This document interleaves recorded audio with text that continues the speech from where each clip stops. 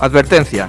Este programa, sus componentes y posibles invitados no tratan de expresar ideas políticas ni religiosas.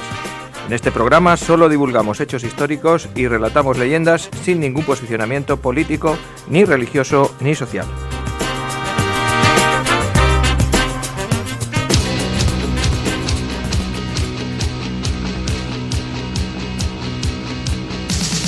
Hace mucho tiempo que se acabó, pero es que hay cosas que nunca se olvidan, por mucho tiempo que pase. Muy buenas tardes, Magíster. Muy buenas, aquí estamos una semana más. Joaquín, ya te he abierto el micrófono, ya puedes dejar de hacer ruidos y contarnos si estás por ahí. Yo que si no hago ruidos es que como que no sé hablar, ¿sí? Sí. Yo tengo que hacer ruiditos. Muy buenas tardes, compañeros. Muy ¿Qué buenas tal tardes, estáis? Joa. Oye, Buenas. que me alegra el ver, cuando he venido hacia la emisora, que bueno, se veía movimiento, no como estos Sí. días de atrás que estaba todo vacío y triste. Hoy por lo menos se ve movimiento. Mira, con yo toda después, la gente con mascarillas después de casi y todo un mes esto. y medio, casi 2 meses, hoy voy a dormir aquí en Santa Cruz. O sea, Vaya. que otros días he venido, he hecho el programa y me he ido. Hoy hemos venido ya por la familia, o sea que algo un poquito, siempre con mucho cuidado, manteniendo distancia de seguridad, todas las normas que nos dicen, pero se empieza a mover un poquito la cosa. Bueno, ya Qué envidia me dais. ya Y a ver en si puede ser. En las noticias ya han salido que desde que les vacunaron en las residencias, Sí. incluso los contagios ahí en las residencias han disminuido una barbaridad. Ujú. Un 95% creo que dijeron. Sí, sí. Y bueno, pues Pero mira, vamos. mi familia ya estamos, lo que es mi núcleo familiar, ya el 50% está vacunado. Y hasta el 75% va a estar poco. Si somos 4, mi hija y mi mujer ya están vacunadas por sus trabajos y yo, que soy docente, pues voy a ir también Dentro rápido. de nada. Más detrás. Así que, Bueno, pues el sastrecillo valiente se tendrá que esperar un poquillo, y aquí el Bueno, y director de pues te ventas. digo yo, el librero, pues también le queda un poquito. Pero bueno, lo importante es que poco a poco se vaya vacunando la población, sobre todo nuestras personas mayores, y ya sí estaremos más tranquilos. Muy bien, Sí. pues os damos la bienvenida a No me cuentes historias, el programa de historia de Onda Plana, 107.4 de la FM. Este programa lo hacemos Juan Carlos Pacheco, aquí a mi vera, lo hace allí en de los Mares Joaquín de Linchón, que lo tenemos ahí confinado en el más allá. Y bueno, y el servidor de ustedes, Rafael García, que está un poquito a los mandos. Bueno, hoy tenemos el programa número 83. 83. No recuerdo mal. Sí, No ya tengo ni vamos, idea, vamos ya. en buenas. Y hoy tenemos unos temas variados e interesantes, bonitos, guapos. Y preciosos. Porque, como siempre, nos das el título tú, Joaquín. ¿Lo Sí, tienes en mano? lo tengo por aquí. Sí, Pues ¿no? lo hemos llamado Repartimos a dos manos hoy leyendas, ferrocarriles y espartanos. Todo en plural, ¿te has Todo dado plural, cuenta? todo plural. Muchas leyendas, muchos ferrocarriles y muchos espartanos. Muchos espartanos que yo, claro, advertencia, el gran jefe supremo nos dijo: nos tenéis olvidado La edad antigua, la Sí, historia Esparta. antigua. Y es digo, verdad. nada, ya, tus deseos son órdenes. Y dije, pues voy a prepararme lo de los espartanos. Claro, que menos que hacer caso a Claro, quien, claro. a quien Jefe, nos paga, que Es el que paga, claro. es el pagano o paganini, y entonces pues hay que hacerle su respectivo caso. Bueno, pues yo también os dije que me apetecía ya volver otra vez a las leyendas. Entonces, pues eso, hoy os voy a contar leyendas, son muy chulas, porque sobre todo la primera mezcla un poquito de la mitología griega. Eso te iba a preguntar, te iba a decir, ¿griegas? No, romanas, son leyendas españolas. Ajá. Están sacadas de un libro que se llama Leyendas, bueno, luego lo digo, Leyendas Españolas de todos los tiempos, o Leyendas Españolas, no sé, ahora os lo digo el título, que no me lo sé de memoria, pero que mezclan todo, mezclan a los egipcios con los griegos, con los antiguos romanos, con la Un fundación revolutum. de la tierra, sí, y están muy chulas, porque una es la fundación, pues de ejemplo, los primeros pobladores en España, o cómo se hizo la Torre de Hércules, o la última, que es muy chula, que es cómo se fundó Madrid, la fundación de Madrid, que no es una cosa así muy, muy conocida, pero bueno, que esa leyenda existe y que está curiosa. Así Bueno, que leyendas muy que bien. tienen que ver con fundaciones. Pues muy bien. Y don Juan, Interesante. Pues yo voy a seguir con la serie de programas así sobre la historia del siglo XIX. Creo que este es el número 5, una cosa así. Y voy a hablar, hoy es un poquito más árido. Trataremos de no dar muchos números porque quiero hablar de economía. del principio de la modernización de España, que fue a mediados del siglo XIX, y nos centraremos un poquito también en los ferrocarriles. A mí es un tema que me llega que me llega por tema familiar bastante, entonces pues le voy a hacer un apartadillo al tema historia del ferrocarril. Además que fue una de las cosas que, bueno, en el siglo XIX se hicieron bien, ¿no? Sí, hombre, sí. Y además era muy necesario y fue una palanca de crecimiento del país. La verdad es que sí.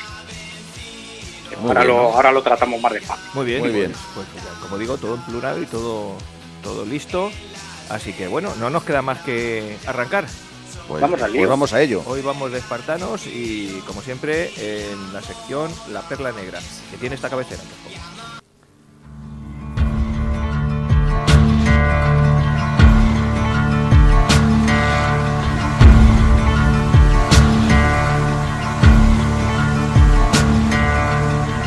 There ain't no grave can hold my body down.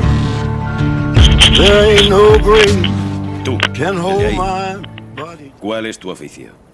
Soy alfarero, señor. Y tú, Arcadio, ¿cuál es tu oficio? Escultor, señor. Escultor, ya. ¿Y tú? Soy herrero, señor. ¡Espartanos!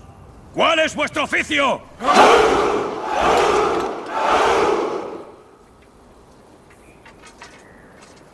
¿Lo ves, amigo? He traído más soldados que tú.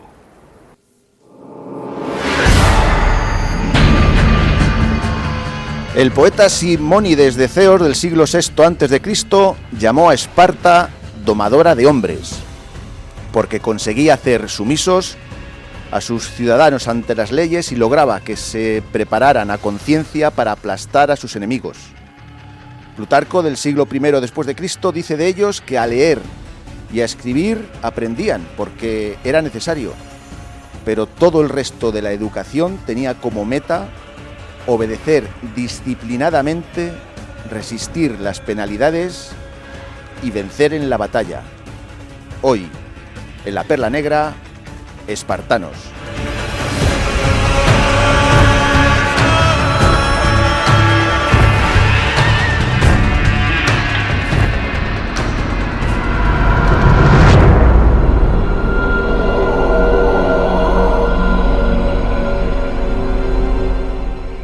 Esparta se encuentra en la península del Peloponeso, en la actual Grecia, que significa isla de Penélope. Hoy en día sí que se puede decir que es una isla donde a partir de 1893 pues, se abrió el canal de Corinto. Cuenta la leyenda que Esparta nace de la violencia y de la conquista. Es en el 1150 a.C. cuando los hijos de Hércules inician su avance hacia el sur para reivindicar las tierras de sus ancestros. El rey Lacedemón toma la península central, el Peloponeso, y la llama Laconia, y nombra a Esparta su capital.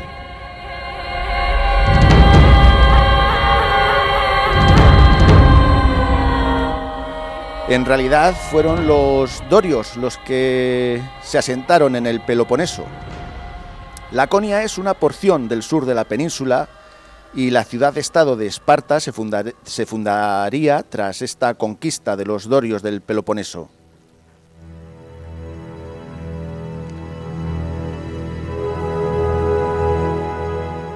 Esparta empezó a crecer y a necesitar más espacio. Se fijaron entonces en Mesenia, un territorio al oeste de Laconia, y se fueron a por él directamente. Tardaron 100 años en conquistar Mesenia, pero al final, en el siglo VII a.C., Esparta dominaba 8.000 kilómetros cuadrados de territorio, convirtiéndose en la ciudad-estado más grande de todas las polis de la futura Grecia. A los mesenos, unos 250.000 almas, se les obligó a trabajar la tierra como esclavos campesinos, llamados ilotas. Los espartanos, con mucha menos población, tuvieron que remodelar todo su sistema para garantizar la seguridad de su territorio. Plutarco y la leyenda nos cuenta que el arquitecto de la nueva Esparta se llamaba Licurgo, el cual siguió e hizo seguir las directrices de disciplina que el mismísimo dios Apolo le transmitió. Así, Esparta se convertiría en una gran sociedad militar.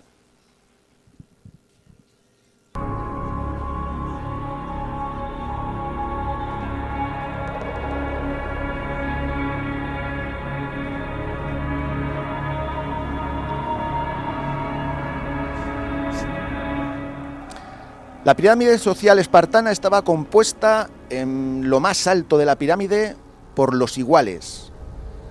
Estos eran 10.000 hombres de la élite militar espartana, que tenían las mismas riquezas, la misma influencia política y las mismas condiciones. Por eso se llamaban iguales.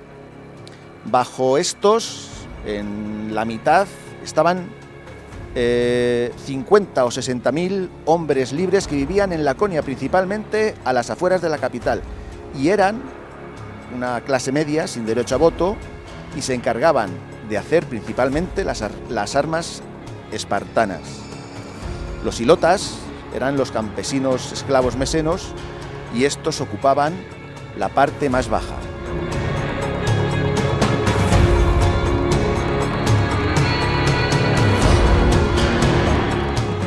El régimen militarista de Esparta comienza desde el nacimiento. Los recién nacidos, tanto los niños como las niñas de la élite, eran seleccionados, y los que mostraban alguna señal de debilidad, de enfermedad, eran sacados fuera de Esparta y se les dejaba morir. Con los elegidos para vivir, pues las niñas eran educadas para ser madres y los niños para ser guerreros.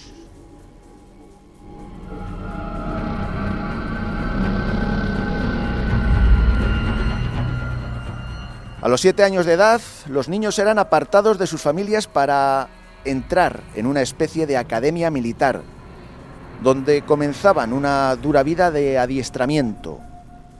A las niñas también se las adiestraba, pero en casa. A ellas se las enseñaba a ser fuertes y a estar en muy buena forma física.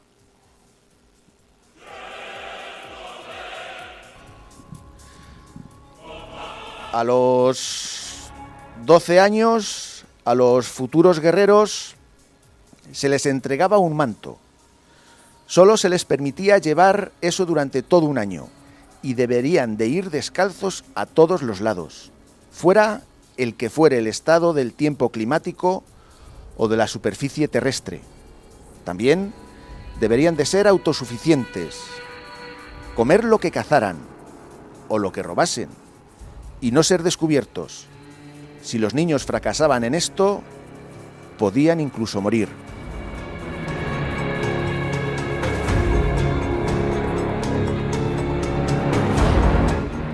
Resistencia, superación del dolor, falta del miedo, máxima actitud. Era la idea de que, pues que tenían que seguir. Los niños tenían que aprender estas cualidades bajo cualquier circunstancia, porque en la lucha esto lo debían de sacar, lo tenían que mostrar para mostrarse firmes y no retroceder jamás.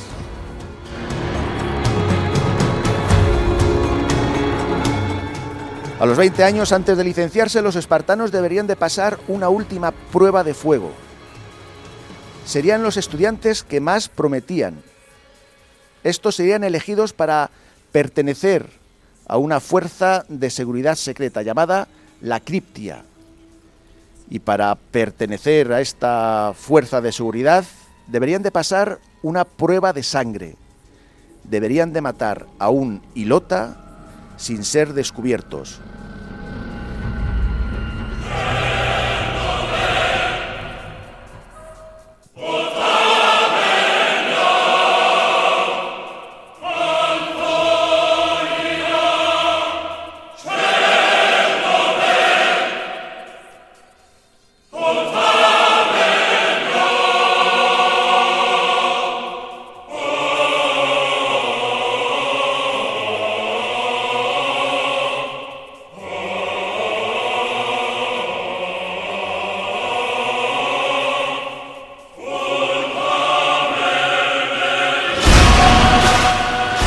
Finalmente, cuando se graduaban, al espartano se le entregaba el oplón, De ahí viene lo del término de hoplita. El hoplón era el escudo de 90 centímetros de diámetro, una lanza de 2 metros de largo, una segunda espada, un casco y una armadura de bronce. El espartano, que no medía más de 1,70 y pesaba unos 55 kilos, debería de portar unos 30 kilos de armamento.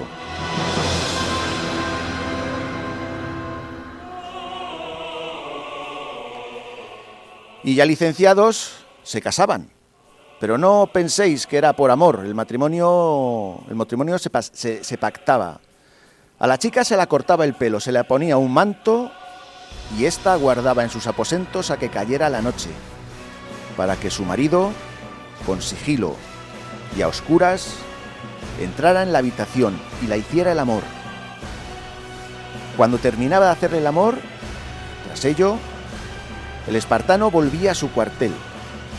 Así noche tras noche, sin verse las caras, sin conocerse. La única finalidad era tener hijos.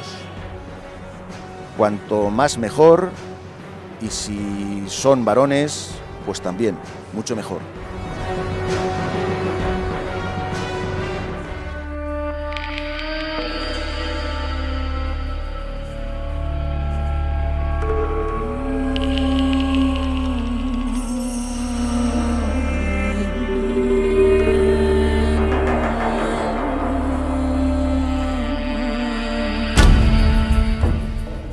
Alrededor del 560 a.C., los espartanos se fijan en la ciudad-estado de Tegea y la invaden. Comienzan así una serie de pactos para que las demás ciudades-estados del Peloponeso se unieran a Esparta. Estos pactos, estas alianzas, son conocidas como la Liga del Peloponeso y Esparta era su líder. La idea era contar con una fuerza que hiciera frente a Atenas, no para luchar contra ella, sino para no tener que hacerlo.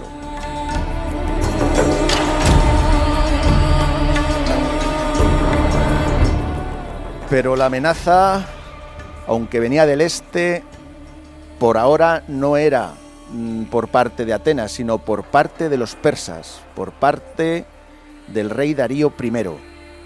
Estos habían conquistado las ciudades-estado de los jonios, y tras varias décadas de opresión, los jonios se alzaron contra los persas. Los jonios pidieron ayuda a Esparta, y ésta se la negó. No ocurrió lo mismo con los atenienses, que sí que mandaron tropas para ayudar a los rebeldes, aunque no sirvió de mucho, porque los persas aplastaron tal rebelión y pusieron los ojos en Atenas. Darío I no perdonaría el que mandara ayuda a los rebeldes.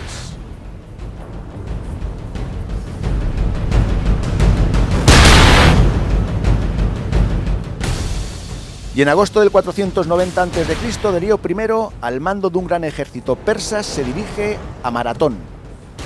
Atenas pide ayuda a Esparta, la cual dice que sí que irán, pero que ya cuando terminen las fiestas de... Que luego, ¿no? Que luego. Sí, cuando estaban de fiestas de Apolo, y bueno, cuando terminen las fiestas.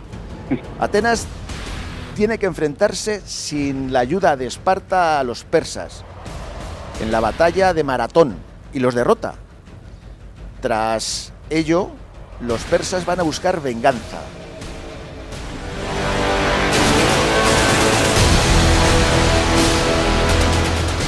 Jerjes, el hijo del rey persa Darío I, es el nuevo rey, y en la primavera del 480 a.C.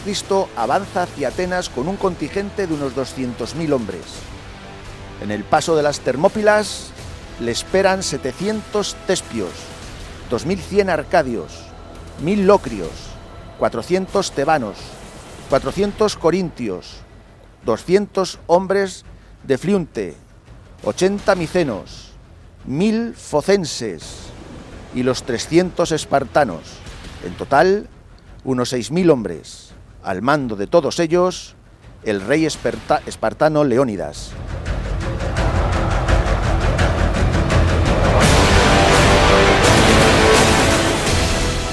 Los de Leónidas aguantaron 6 días, y de esos 6 días, 2 en batalla.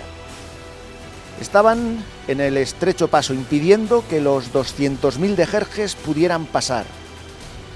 Pero al final un traidor llamado Efialtes reveló al rey persa otro paso que rodeaba las Termópilas. Y tras conocerse la traición, no se sabe muy bien si los aliados se retiraron o fueron ordenados a ello. El caso es que de los 6.000 griegos solo quedaron para combatir el séptimo día, el tercero de batalla, 700 hombres de Tespias, unos 400 tebanos y los 300 espartanos, unos 1.400 griegos contra 200.000 persas.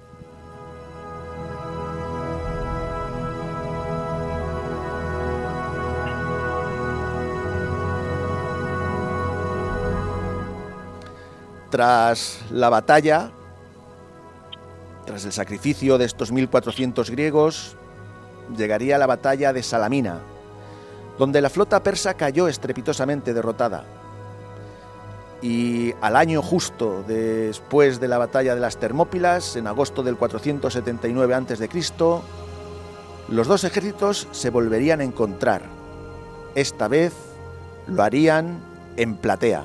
Y aquí, ahora en esta escarpada tierra llamada Platea, las hordas de Jerjes se enfrentan a la aniquilación. Ahí están los bárbaros desalmados, con el corazón encogido y tembloroso el pulso, aterrorizados, pues son conscientes del despiadado y brutal horror que sufrieron frente a las espadas y lanzas de los 300. Y ahora, desde el otro lado de la llanura, contemplan a 10.000 espartanos a la cabeza de 30.000 griegos libres. ¡Oh! El enemigo únicamente nos triplica en número, alentador para cualquier griego. En este día, liberamos al mundo del misticismo y la tiranía y damos la bienvenida al futuro más esperanzador que hayamos imaginado.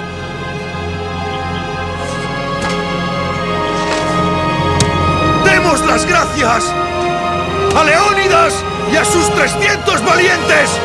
¡Hacia la victoria!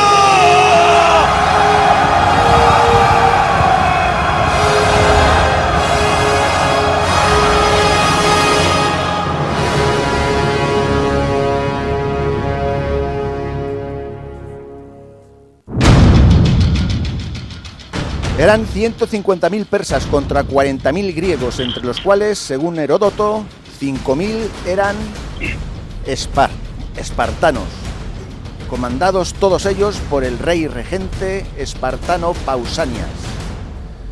Los persas fueron borrados del campo de batalla y los espartanos fueron clave en esta victoria. Jerjes tuvo que decir adiós a su sueño de invadir Occidente.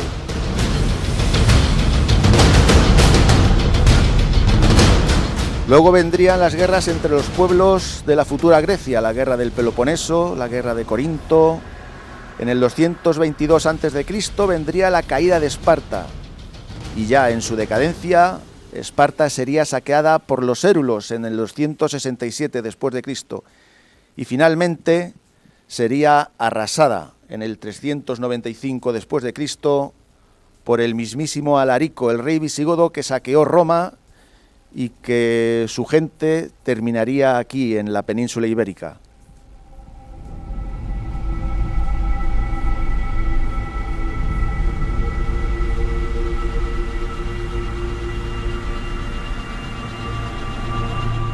Los espartanos, un pueblo donde sus soldados fueron uno de los mejores de su época. Aquellos que eran despedidos por sus mujeres con la frase «vuelve con tu escudo» o sobre él, y por los cuales hay un epitafio en las Termópilas que dice: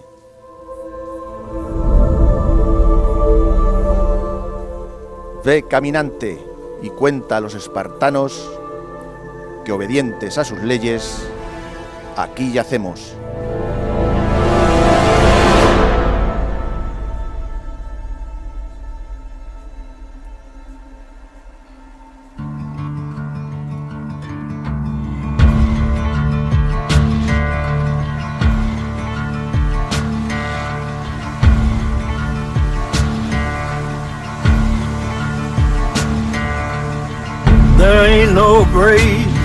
can hold my body down. A mí me gusta mucho esta época de la historia, sobre todo porque hace mitos. Es una época en la que se mitifica mucho la acción de la gente que vivía. Claro, tenemos relativamente poca información de lo que ocurría y entonces pues se mezcla la leyenda con... Exactamente, a eso me voy. Si tú ves la película Los 300, que bueno, están todos los tópicos del mundo ahí metidos y más, al fin y al cabo es un cómic, ¿no? Sí. Pero sí que es cierto que el ejército espartano funcionó por eso, por ser espartano. De ahí nos viene el adjetivo, pues tener una colectivización total, era un solo bloque, un entrenamiento espartano, incluso se cuidaba la alimentación. Sí, no, los ejércitos de antes, de aquella época, no había tal ejército. El único ejército que había era que vienen aquellos a pegarte y tú que eres albañil, pues ahí lo dice al principio, cuando le dice Leónidas al ejército, tú, ¿qué profesión es la tuya? Pues yo soy albañil, yo soy tal. Guerrero, yo pastor, yo... No, los espartanos eran soldados. Un ejército, eran soldados, o sea... Sí, de afición agricultor o de herrero o no sé qué, de profesión espartano. No, o sea, estaban los 10.000, o sea, eran 10.000 espartanos, que era la élite, eran los que controlaban, había 2 reyes, o sea, no había un rey, no estaba Leónidas, había 2 reyes, y después, bueno, estaba su grupo político, tal y cual, estos tenían voz y voto, los espartanos, los 10.000 espartanos, después estaban los 50.000 o 60.000 hombres libres, que eran los que vivían fuera de... Que esto también iba a la guerra, o sea, cuando fueron... O sea, para la reserva, para entendernos... Reserva no, o sea, fueron en Platea fueron 10.000 espartanos. De ellos, 5.000 eran de los 10.000 que tenía Esparta, de la milicia. Los demás, pues eran de los que le hacían las armas o de los ilotas. Los ilotas, los pobrecillos... que tenían alguna cosa buena y decía el espartano, tú si quieres entrar a la criptilia esta, tienes que matar a un ilota, y le cortaban la garganta así por menos de nada. Sí, hombre, la verdad es que es difícil no sentirse atraído por la figura de Esparta, que es algo tan que se sale un poquito de nuestros cánones, porque lo lleva muy al extremo todo. Lo que pasa es luego, si lo piensas fríamente y fuera de la épica, dices, coño, estos están un poquito zumbados por el taco, ¿sabes? Porque, y además no hay que dejarnos llevar, la que decía Rafa, por la película de 300.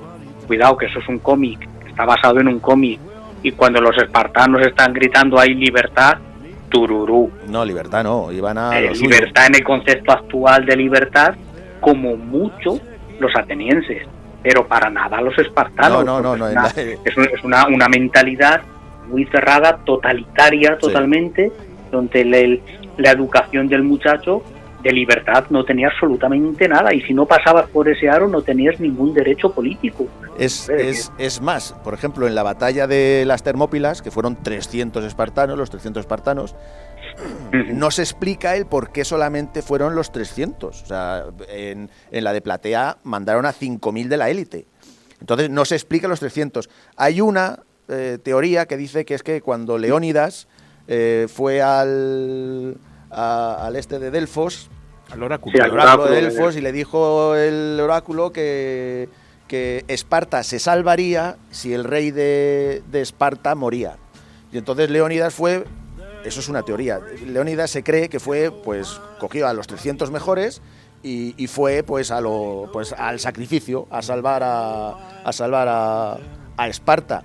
Y luego en la de Platea, no, o sea, los atenienses tuvieron que obligar a Esparta a que mandaran soldados, porque decían, aquí estos tíos no se presentan. Y... Es que otra teoría es que los espartanos consideraban o se sentían más cercanos de los persas que de los griegos, porque al final mucha Grecia, mucha Hélade, pero entre cada ciudad no se podían ni ver, solamente reaccionaron ante un peligro exterior, ante la invasión de los persas, que por su mentalidad los persas encajaban más, los espartanos encajaban más con el persa que con el inicio de la democracia en Atenas.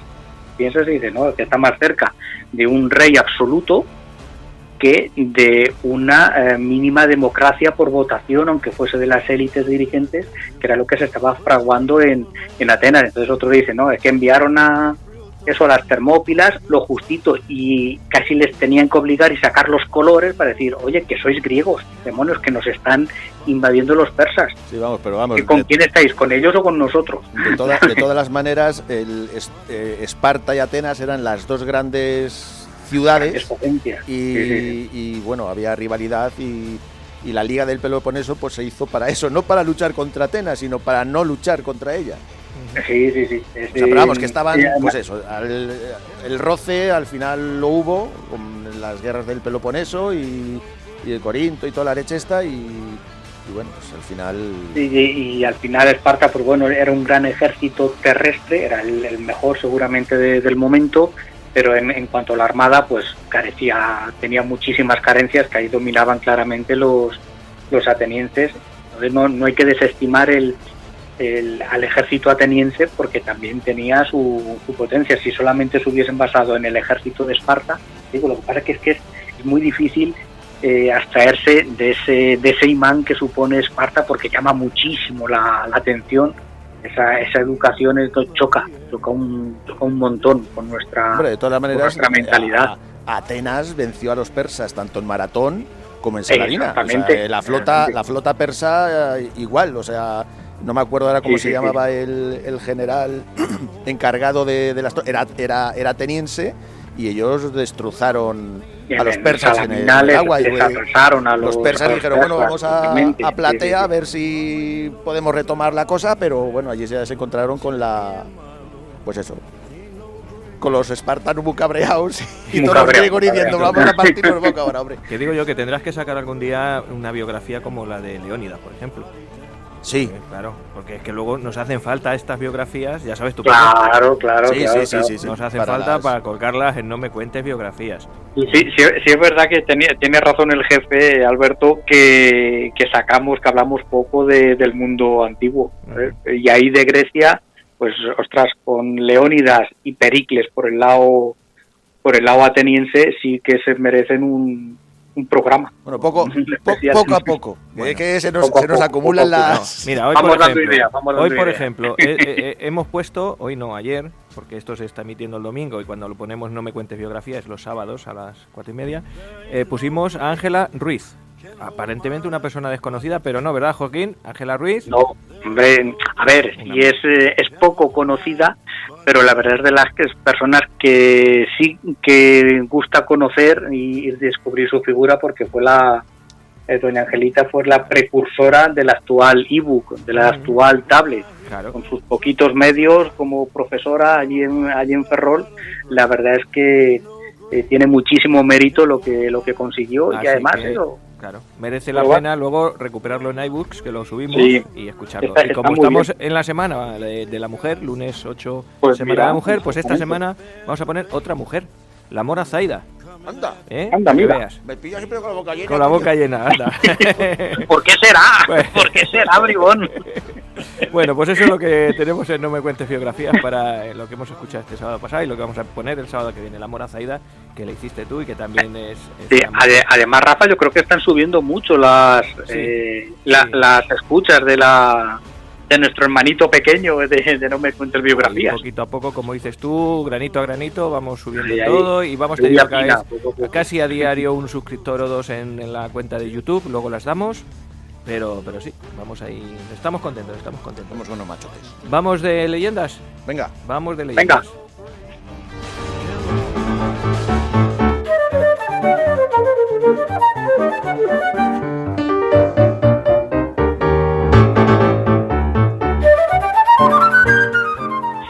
Leyendas españolas de todos los tiempos, así se llamaba el libro, que no quería dar el título exacto porque si no queda bien, y es de José María Merino. Ya en una ocasión en la temporada pasada utilicé este libro para contaros leyendas de lugares y sitios, que os hablé de los Pirineos, del Monte de Montserrat, no sé si recordáis ese programa, si no lo podemos recuperar. ¿Fue el libro que tú me dejaste? No, ese fue el de... Ese fue otro. Es Leyenda de Castilla-La Mancha. Ah, vale. Aquí estamos hablando, te vuelvo a repetir el título para que te lo apuntes y te lo leas, que está chulo. Leyendas españolas de todos los tiempos, de José María Merino. Si no lo encuentras, te lo dejo yo, que lo tengo. Muy bien. ¿Vale? Bueno, pues hoy vamos con leyendas sobre fundaciones y héroes. A mí me gusta muchísimo esto. He estado toda la semana dándole una vuelta, eligiendo las más chulas, y os van a sonar muchas cosas, y además el totum revolutum que tienen estas leyendas es chulo. Vamos a empezar con los fundadores y primeros reyes de España.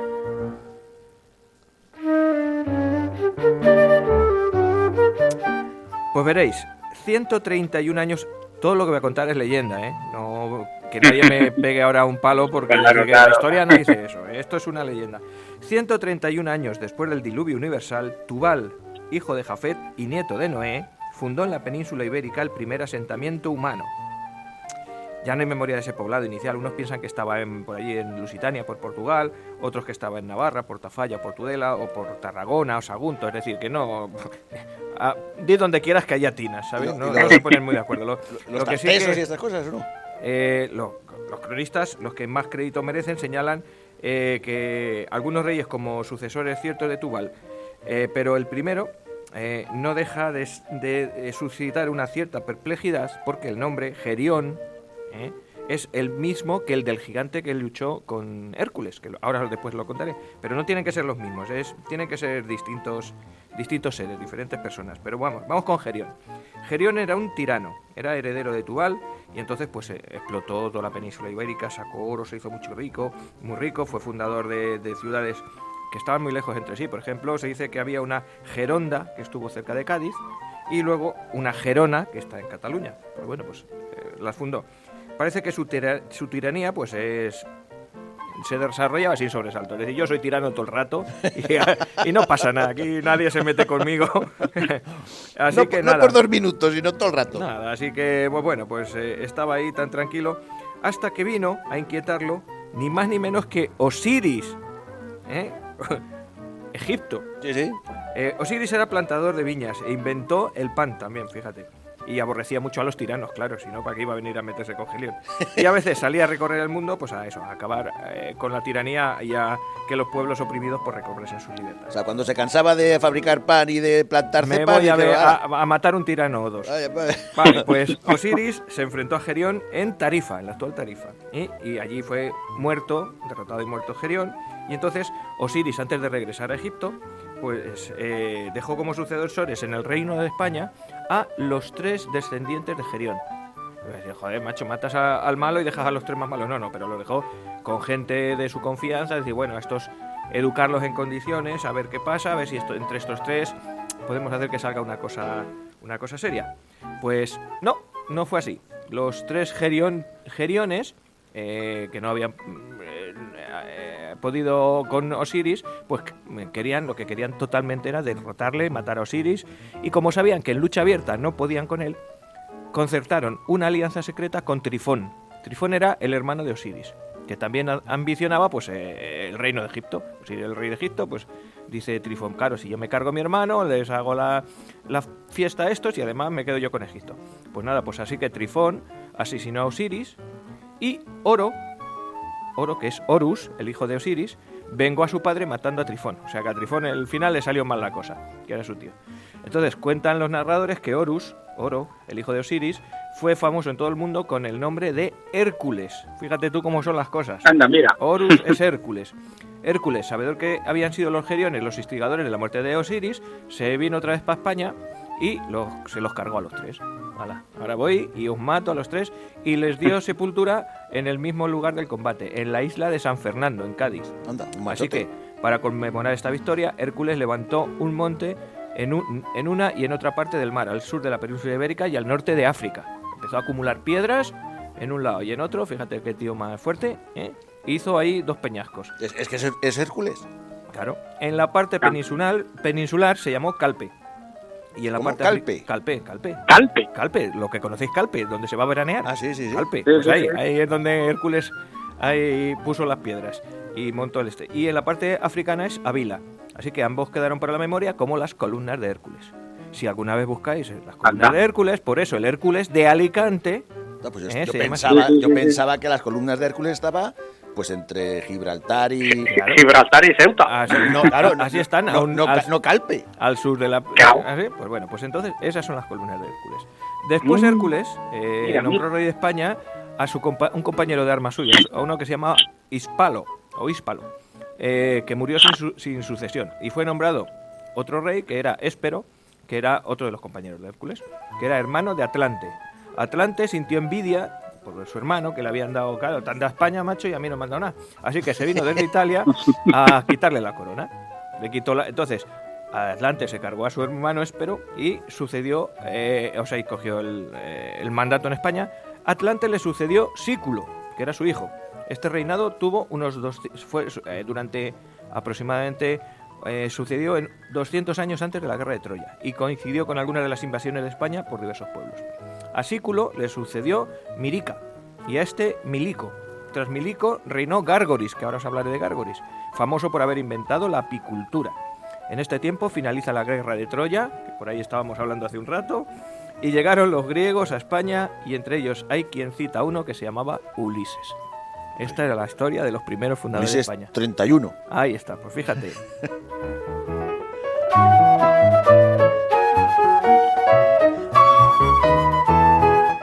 Qué bonito totum revolutum tenía esto. La madre que parió. Aquí va todo mezclado. Bueno, pues os he hablado de Gárgoris, ¿no?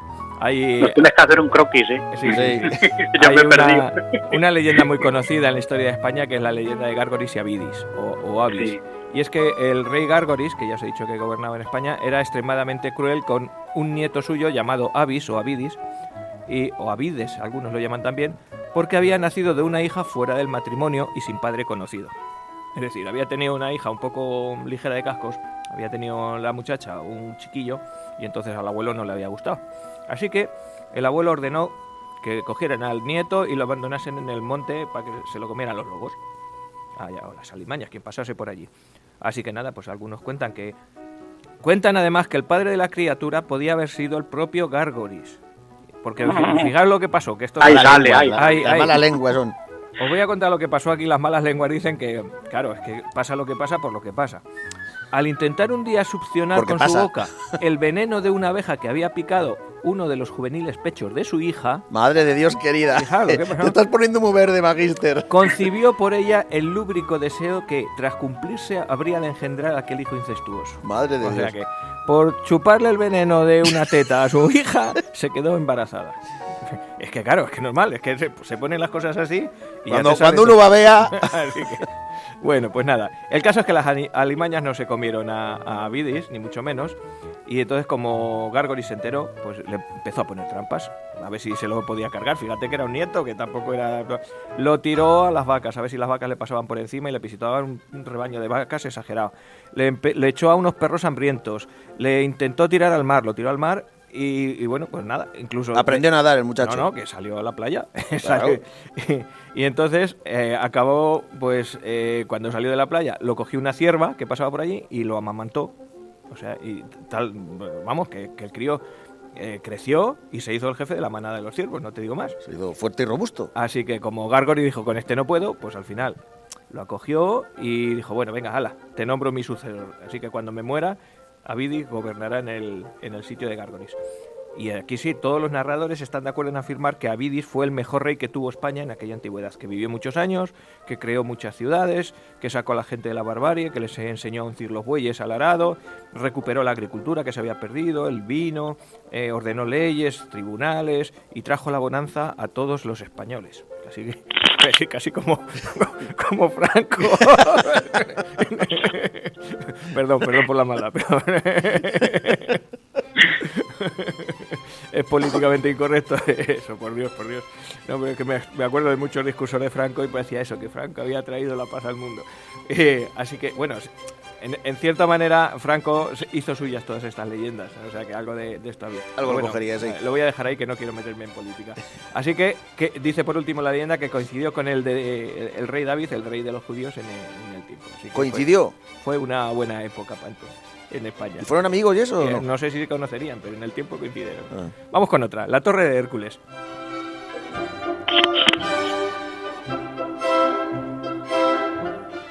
Bueno, os he dicho antes también que Hércules había estado por aquí, por España, ¿verdad? Sí. Era Sí. Pues bueno, pues veraneando en Calpe, creo. Sí, no, bueno, pues en este... en un chalet. Entre otros sitios. Entre otros sitios, pues. Pues fíjate, Hércules, hubo un tiempo en el que Hércules marcó la entrada del mar, que luego se llamaría Mar Mediterráneo, porque ya, pues, como lo conocían en todos los sitios, pues el tío iba de sobrado por todos los sitios. La gente donde iba, pues le mostraban su respeto, le ofrecían alimento, le ofrecían cobijo. Estaba en España mejor que en ningún sitio del mundo. La hospitalidad de la península ibérica era la mejor que podía encontrar Hércules, así que Hércules se quedó aquí viviendo un tiempo. Fíjate, dice que fundó las ciudades de Zaragoza, Teruel, Barcelona, Urgel, guardó los tesoros en Toledo. O sea, No, pero ¿y Toledo no lo fundó? Sí. No, aquí dice que guardó sus tesoros en Toledo.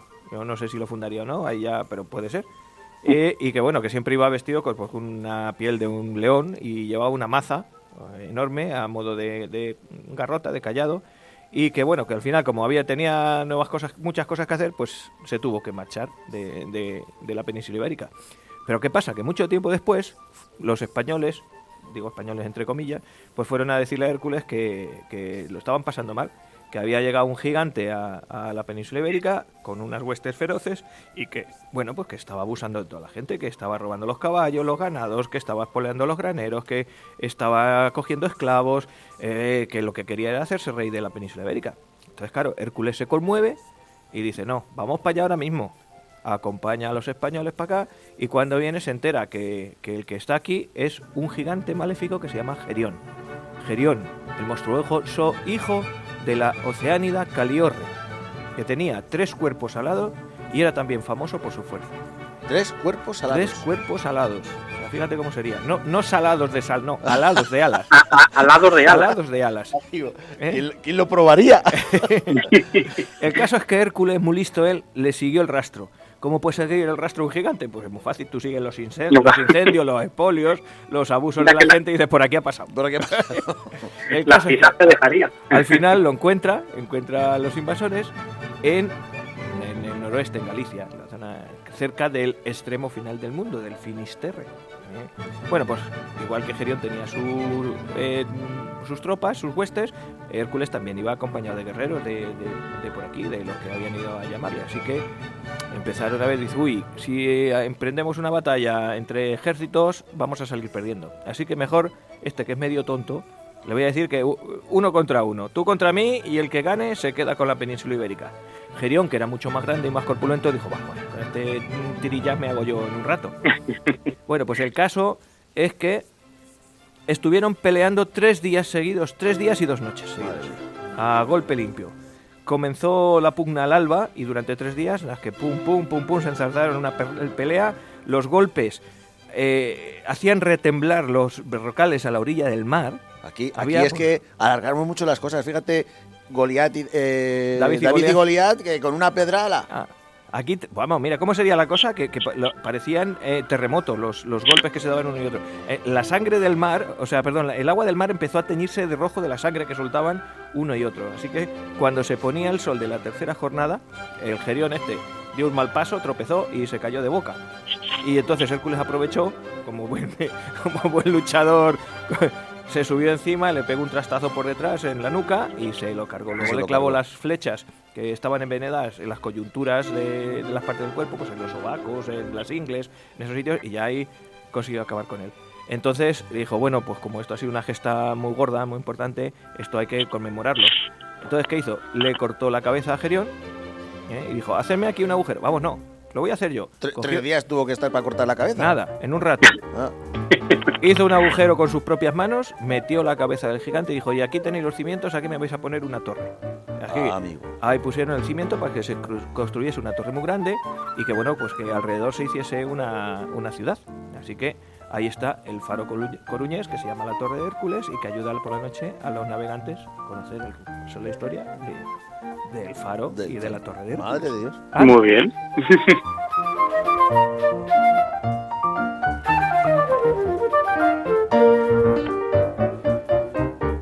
Bueno, pues os voy a hablar ahora de Span, de Brat y de Breogán.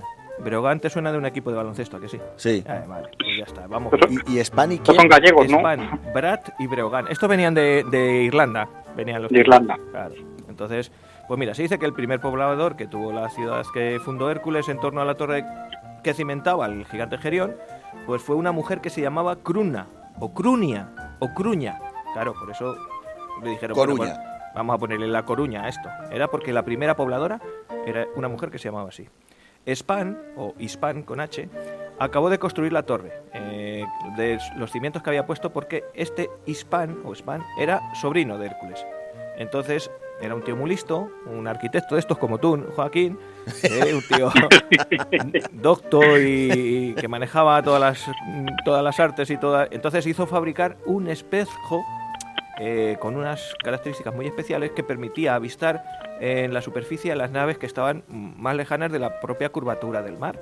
Era un espejo y lo colocó allí encima de la torre de Hércules. Pero si la Tierra es llana, hombre. Eso lo sabía Hércules, pero este por lo visto dijo, vamos a ver, por muy llana que sea, habrá que ver lo que viene por ahí. El caso es que colocó ese espejo allí, y ese espejo servía para ver las naves que estaban, pues se veía, pues fíjate, hasta Irlanda se veía. Bueno, pues muchos siglos después, cuando ya la ciudad de Hércules, eso ya había, la ciudad, La Coruña ya se había quedado, digo, aquí poca gente, se había quedado despoblada, deshabitada, la torre de Hércules estaba cayendo, y entonces llegó desde la isla de Erin, desde Irlanda, Brat, que era el hijo de Deat, y traía desde Irlanda sus carneros, que no sé para qué los traería, sería para comer, y sus guerreros. Y entonces dijo, bueno, aquí una ciudad vacía, vamos a ver si conquistamos desde aquí la península ibérica. Así que Brat empezó aquí a conquistar, y mientras que estaba aquí conquistando tuvo un hijo que se llama Breogán. ¿Vale? Breogán. Hay una estatua en el camino que sube hasta la torre de Hércules actual en La Coruña. Tú vas a La Coruña, vas a ver el faro de Hércules. Sí, he estado ya. Pues hay una estatua allí de un tío así en plan Buda, sentado. Sí, sí. Es la estatua de Breogán. ¿Ah, sí? Es donde quedan casi todas las rutas turísticas que hay para que te expliquen. Se queda en la estatua de Breogán. Está allí, es muy chula. Sí. No tiene nada que ver con el personaje. Estuvo hace poco y no la vi, Sí, casi sí, sí. en la mar. No es muy grande, no es una estatua exageradamente grande que se vea a lo lejos. No, yo pensé que caza aquí un Buda. Pues no es un Buda, es Breogán. Y el Breogán era este. Bueno, pues Breogán es que fue coronado a rey a la muerte de su padre, de Brat. Era diestro con las armas y, bueno, pues cambió el nombre y a La Coruña la llamó Brigantia y restauró la torre de Hércules. Como el espejo seguía allí, pues el tío se subía allí a ver todos los días el mar y pues un día se dio cuenta que, claro, que su padre venía de Irlanda y que le entró la morriña irlandesa y que dijo, pues uy, ¿yo qué pinto aquí en La Coruña si yo al fin y al cabo soy irlandés? Yo me quiero ir para allá. Así que, pues bueno, pues dijo, mira, le dejo todas las cosas que tengo aquí, se las voy a dejar a mi hijo It, incluido el espejo. Pues ahí, que era el hijo de Breogán, le entró más morriña todavía. Y este ya dijo, mira, yo lo que voy a hacer al hijo le entró morriña. Sí, a los dos, al padre, Breogán, pero Breogán no se fue, pero al que sí que le dio ya del todo fue a It. It, que es ITH, ¿eh? Entonces, bueno, pues este estaba tan absorto que dijo, bueno, joder, si mi bisabuelo venía de allí, yo lo que tengo que hacer es regresar a Irlanda y conquistarla y hacerme rey de Irlanda. Ordenó construir 7 naves y embarcó, tiró para Irlanda y jamás se supo de él. Estaba yo esperando a ver. No se volvió a tener noticias suyas hasta que, bueno, pues mucho tiempo ni después... un WhatsApp, ni un Denai. Nada. Unos marineros encontraron el cadáver de It y pues conocieron que había fracasado. Al final, que es a lo que vamos, años más tarde de todo esto, unos piratas normandos, tras invadir la ciudad y desvalijarla, arrojaron desde la torre al mar el espejo famoso y ya no se supo más tampoco del espejo, que tiene que estar ahí en el mar alrededor de... pero nadie lo ha conseguido encontrar. Luego vino el Prestige y... ahí está. Eso es lo que le pasó a este. Me queda la de Madrid, que es la más chula. Vamos un poco mal de tiempo, pero es que me gusta esta también. Sí, también está.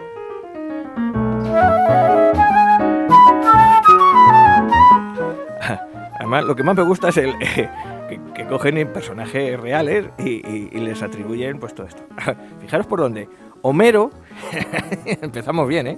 ¿Qué tendrá que ver Homero con Madrid? Pues mirad, Homero, en la Rapsodia 11ª de la Ilíada, cuenta que el Atrida Agamenón, después de que sus guerreros rompiesen la línea de los teucros, peleó con Bianor. Atentos a este nombre que es importante. Bianor era uno de los jefes troyanos. De hecho le mató. Este Bianor tenía un hijo que tenía el mismo nombre, Bianor II, vamos a llamarle, para no confundirnos. Para no confundirnos, sí. Bianor. Luego le ponemos un mote, pero de momento Bianor II. Pues tras la derrota de Troya, Bianor huye y recorre muchos lugares. Al final se establece en las costas de Albania. Fijaros de dónde viene la fundación de Madrid, de Albania. Allí funda un reino. Estaba el hijo tan tranquilo allí, Bianor en su reino de Albania, y a Bianor le sucede Tíberis. Tíberis tiene un hijo legítimo, que era el heredero del trono. Es decir, el nieto de Bianor es Tíberis, es este heredero que es legítimo. Pero también tiene un bastardo con una mujer que se llama Manto. Manto. ¿Por qué es importante que sea este nombre? Porque esta mujer pues tiene que irse, porque dice el abuelo, madre mía, como se entere que tengo un nieto que le va a quitar lo puede quitar el reino a mi hijo, a mi nieto legítimo, al hijo de Tíberis, pues la vamos a liar. Así que coge Manto, le dice, vete con tu hijo, lárgate de aquí de Albania y vete lo más lejos que puedas. Y se va a Italia. Y Manto funda en Italia una ciudad que no sabéis cómo se llama. Mantua. ¿Eh? Anda. Bueno, claro. Ahí en Mantua tiene relación, claro. La madre de Bianor funda en Italia la ciudad de Mantua, en la que reina, imaginando que su hijo sería el sucesor al trono. Sin embargo, cuando se hace mayor, Bianor tiene un sueño, y es que el dios Apolo, fíjate por aquí, ahora sale Apolo, le anuncia que en una terrible epidemia va a asolar la ciudad y que debe alejarse para que no le pille la epidemia en las tierras, y se tiene que ir a las tierras donde muere el sol, ahí hacia el oeste. Sigue hacia el oeste, macho, tira para allá. Y allí esperas mis órdenes. Esto es un poco como Moisés y Dios y cruza el desierto, que allá está la tierra prometida. Que luego al final lo que nos pasa, verdad, es que en la Biblia hay muchas cosas que están tomadas de todas estas leyendas más antiguas aún. Bueno, pues en este caso, el viaje de Bianor recibe, que por su facultad de predecir el futuro en sueños, recibe el sobrenombre de Ocno, es decir, que ahora desde ahora va a ser Ocno Bianor. Pues tiene muchas complicaciones, dura mucho tiempo, más o menos como lo que decíamos, como Moisés con los israelitas por allí por el desierto. A este le pasa un poco más o menos, hasta que un día llega a un lugar con colinas montuosas, muy rico en agua, y entonces se le aparece Apolo. Todo esto os suena un poco a Dios y a Moisés, a mí también. Se le aparece en sueños y le comunica que allí está el lugar indicado para fundar y poblar una ciudad. Eso sí, y ahora va a pasar una cosa de las que decías tú. Para asegurar que esta ciudad va a ser próspera en el futuro, es preciso que Ocno Bianor sacrifique su vida. Lo mismo que le pasaba a Leónidas para lo que acabas de contar de los griegos. Pues bueno, pues entonces dice, vale, pues nada, si no queda más remedio, se funda una ciudad. ¿Y quién la pueblan? ¿Quién estaban por aquí? Los carpetanos, nosotros. Pues los carpetanos se ponen aquí y fundan la ciudad, que dice aquí los llamados hombres sin ciudad, porque había una profecía también que decía que vagaban a la espera de una señal divina que anunciase el lugar en que debían asentarse. Así que por indicación de Apolo, la ciudad se consagra a la diosa Cibeles, ya nos va sonando más cerca esto, la gran madre, y luego Ocno Bianor pide que se cave una profunda fosa. Vamos, la Cibeles es una diosa. Bueno, sí, si estamos hablando de Apolo y de... Claro, vale, tanto sí, mezclado, nada. Sí. Bueno, pues, pero ya no es que no es una diosa, sino que, bueno, Ocno Bianor dice, bueno, como me tengo que sacrificar, pues resulta que, mira, me vas a cavar aquí una tumba, me vas a poner una lápida y a ver qué pasa. El tío se cava la fosa, le cubren una lápida y se mete adentro a esperar la muerte. Transcurrido un ciclo lunar, es decir, un mes más o menos, la Cibeles baja con su carro, que arrastran 2 leones, desciende de los cielos para llevarse el cuerpo de Bianor, y así el sacrificio se garantiza con la promesa de que Apolo pues va a cuidar de la ciudad. Así que la ciudad de Madrid dice que está protegida por Cibeles y que nunca desaparecerá de la faz de la tierra. Vaya problema que tenemos los españoles, que Madrid es lo único que no va a desaparecer. ¿Qué, Joaquín? Yo creo que, por eso Joaquín está allí. Exactamente. Por eso es que lo que pienso que si Rafa nos descubrió que la historia del pueblo que habíamos aprendido desde chiquitines era leyenda, era inventado, ¿cómo nos vamos a extrañar que ciudades como Madrid o por ejemplo Roma, que también la leyenda viene de Troya? ¿Cómo no se van a inventar esas leyendas? Lo que pasa es que son muy bonitas y seguro que tienen una base o algún trasfondo quieren transmitir, porque lo de Breogán, que me gusta a mí bastante, pues al final no deja sino de reflejar las comunicaciones, la relación tan estrecha que siempre ha existido entre Galicia e Irlanda, entre los pueblos celtas. Claro. No deja de ser, oye, que vienen de Irlanda, pues es que seguramente vengan de allí los gallegos, los celtas.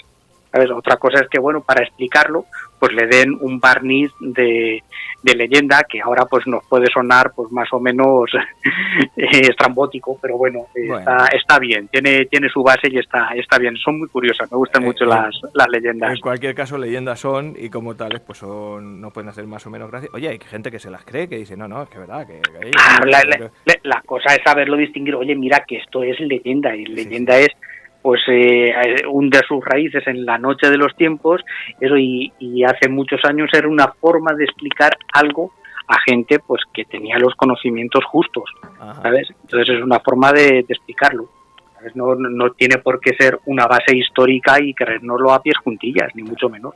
Pues eso, pues esas eran nuestras leyendas de hoy, que eran sobre fundaciones chulas. Y como este libro tiene muchas más leyendas y muy chulas, pues en otra ocasión recurrimos a otras que ya digo que a mí me hacen mucha gracia. Yo es que me han hecho mucha gracia. Pero vamos, aquí falta dioses meten a toquiski, da igual que sea frigios como calientes. Griegos.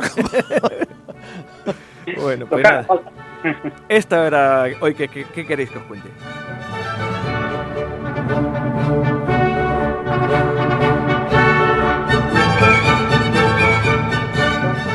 No podemos decir que tenemos aquí un invitado porque en el programa de hoy no va a salir. No, así que luego ya, todavía no. Luego ya lo decimos. Semana que viene. La semana que viene lo decimos. Joaquín, en redes sociales, que antes hemos dicho que nos iba muy bien, ¿cuáles son? Claro, te lo iba a decir, digo que se nos va a olvidar al final. Pues mira, la red social nos podéis buscar en el Facebook, en el muro No Me Cuentes Historias, que ya somos 1050, estamos muy contentos y cada vez tenemos más seguidores del otro lado del charco. Un saludo a nuestros oyentes de América, especialmente de México, que es el país que más destaca en el número de seguidores de la página. Nos podéis seguir también en el canal de YouTube, que va subiendo como la espuma, No Me Cuentes Historias. Nos podéis seguir en Twitter, @nomecuentesonda, y nos podéis seguir también en Spotify, lo mismo, No Me Cuentes Historias. Y luego también nos debéis de seguir en estos programitas pequeñitos, las pildoritas que digo yo de historia, que vienen a durar, pues bueno, pues lo que es una de nuestras secciones, donde nos centramos en un personaje y que llamamos No Me Cuentes Biografías, que lo subimos al podcast, se llama No Me Cuentes Biografías, donde también está nuestro podcast principal, No Me Cuentes Historias, para descargarte y oír los programas cuando te apetezca. Muy bien. Pues ya sabes. Yo la verdad es que luego lo voy escuchando, sobre todo los de las biografías, y es que queda chulo. Es un ratillo, son 10 minutos, claro, 20 los más largos. Exactamente, y en un momentico en Madrid, en el metro, entre 3 estaciones te lo has ventilado, ¿sabes? Está bien. Coges culturilla de esa que dices, oye, ¿quién era? Pues eso, ¿qué sabe de Billy el Niño? Un cachondo. El de Billy el Niño ha tenido una repercusión, pero tremenda. Me ha asombrado, un montón de gente interactuando, lo han compartido en otro montón de páginas, y nos ha dado un tirón para arriba bastante grande del número de seguidores. Bueno, pues eso que muy bien, muy contento. No hacemos las cosas muy mal del todo. Hombre, no vamos a dar lecciones de historia, no somos profesionales, pero le ponemos mucha ilusión. Sí. Que nos perdonen los errores que podamos. Pues nada, pues muy bien. Que nos queda, llevamos, una horita ya de programa, pero bueno, aún así nos vamos en tren. Vamos con los ferrocarriles. Venga, vale. Venga, voy a ponerte el himno de los tercios.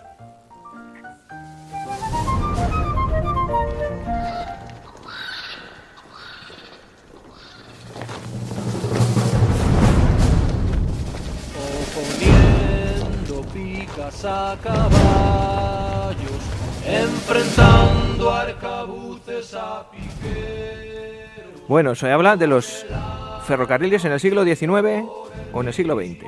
Ya puedo hablar, ¿no? Ya puedo hablar. Claro. Prometo intentaré ser breve. Iván, a ver, no voy a hablar solamente de los ferrocarriles. Hay que empezar a hablar de lo que es el siglo XIX, en este quinto programa sobre la serie de historia de España del siglo XIX. hablar un poco de economía. Es algo un poquito más árido, no es tan bonito pues como tan llamativo como las batallas y los grandes personajes, pero sí es algo que realmente es lo que nos ha llegado y nos ha hecho como país, como sociedad, a lo que somos ahora. Y España en el siglo XIX pues, empieza de una manera y acaba de otra. En 100 años nos da tiempo a evolucionar, y es lo bonito de ese giro que se va produciendo en España a lo largo del siglo. España comienza el siglo siendo un país eminentemente agrario. Nos ponemos la línea de 1800, estamos en el reinado de Carlos IV, y bueno, pues España es un país agrario que tiene un gran imperio, todavía dominamos toda América, todas las provincias americanas, y donde empieza a juntar leves indicios de industria. En aquel momento, en toda Europa, la industria que se empieza a desarrollar es la industria textil. En España, esta industria textil se empieza a desarrollar sobre todo en la zona de Cataluña, que ya empieza a apuntar maneras. De todas maneras, pues España es una nación pobre, que se moderniza lentamente, que está regionalmente pues desequilibrada, en ese sentido de que tenemos una incipiente industrialización en Cataluña, pero el resto del país es bastante o casi totalmente agrícola. Pero no hay que pensar que somos un país en aquel momento deprimido, atrasado, estancado y dejado de la mano de Dios. No. Si miramos a los países de alrededor, estamos todos muy parecidos. Portugal, Italia, Francia, están todos los países bastante parecidos en 1800. Según vaya pasando el siglo, es donde vamos perdiendo fuelle. Han calculado que el Producto Interior Bruto es lo que produce un país, toda su economía a lo largo de un año, el PIB, que escucharemos en el telediario muchas veces, pues creció una media anual del 1,5%. Esto dice, bueno, está bien. Ya quisiéramos ahora, este año, crecer un 1,5% de Producto Interior Bruto. ¿Qué pasa? Que hay países que empiezan a adelantar, a ir con mayor velocidad que nosotros. Es sobre todo Inglaterra, que es la cuna de la revolución industrial. Le seguirá, pues por ejemplo, Bélgica, luego le seguirá Francia, le seguirá Alemania. Y sí es verdad que los países mediterráneos a lo largo del siglo van a ir creciendo, pero de una forma más lenta, lo que nos hace irnos separando poco a poco, distanciando de los países más punteros económicamente. En 1850 la renta per cápita española era el 90% de la renta de Inglaterra. Bueno, estamos por detrás, pero no estamos mal, ¿vale? No estamos, no somos Marruecos, estamos todavía en el club de cabeza. En 1875, 25 años después, esa diferencia se ha ensanchado una barbaridad. Ya somos solamente el 75% de la renta de Gran Bretaña. Esto significa que nosotros vamos creciendo, pero que ellos van creciendo muchísimo más deprisa que nosotros. Entonces, España no es que se atrase, no es que se estanque, sino que crece más lentamente, que nos cuesta más crecer que a otros países. Lo hemos estado viendo con los programas que has hecho tú, Pacheco, y que he ido haciendo yo, pues que España ha tenido muchísimas guerras. Claro. Es que empezamos en 1808 a 1814 con una invasión, con la Guerra de la Independencia, 6 años con los ejércitos de Napoleón aquí que dejan el país arrasado. Tenemos la Guerra de Independencia de las colonias americanas. Uh-huh. Ostras, eso también hace pupa, bastante pupa, sobre todo al comercio.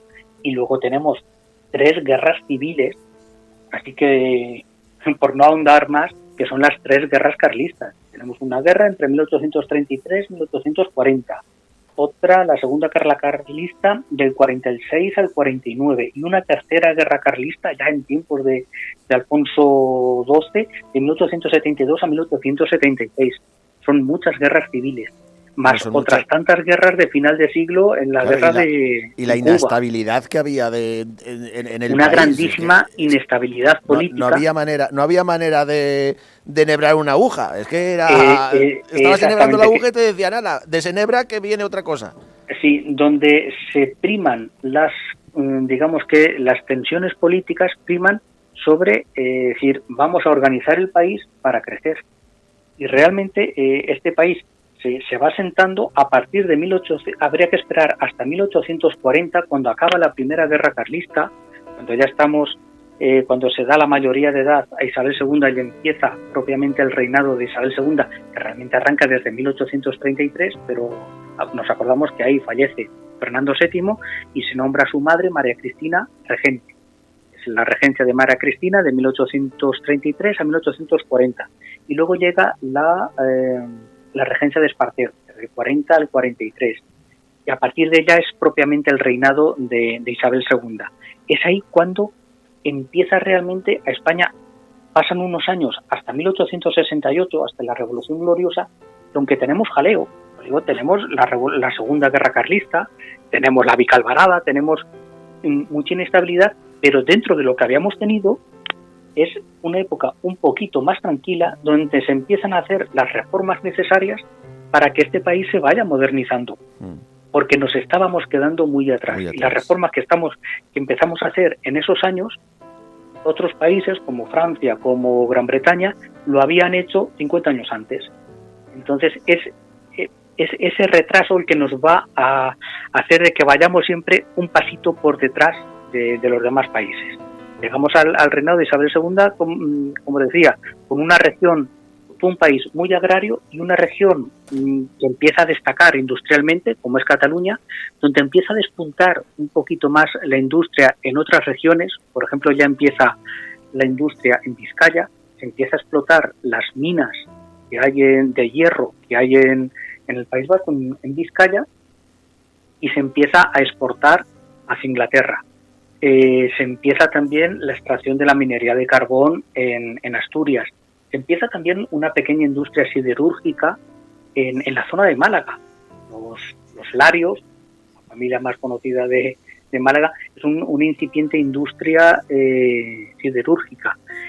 Y luego tenemos ya también una pequeña modernización de la agricultura, que consigue la exportación pues de vino, de aceite, de cítricos. Es en esta época de mediados del siglo XIX cuando empieza la exportación de los productos, de algunos determinados productos agrícolas, porque hasta entonces somos un país agrario, pero cada 2 por 3 tenemos que importar trigo. ¿Y por qué hay que importar trigo? Pues porque la agricultura española está atrasada y hay muy malas comunicaciones que hacen que, si en Andalucía hay mucho trigo, pero hay una mala cosecha en León, hay tan malas comunicaciones como somos incapaces de llevar el trigo de Andalucía a León. A ver, pongo un ejemplo que me acabo de inventar, pero significa que no tenemos una economía organizada y convenientemente enlazada y con buenas comunicaciones.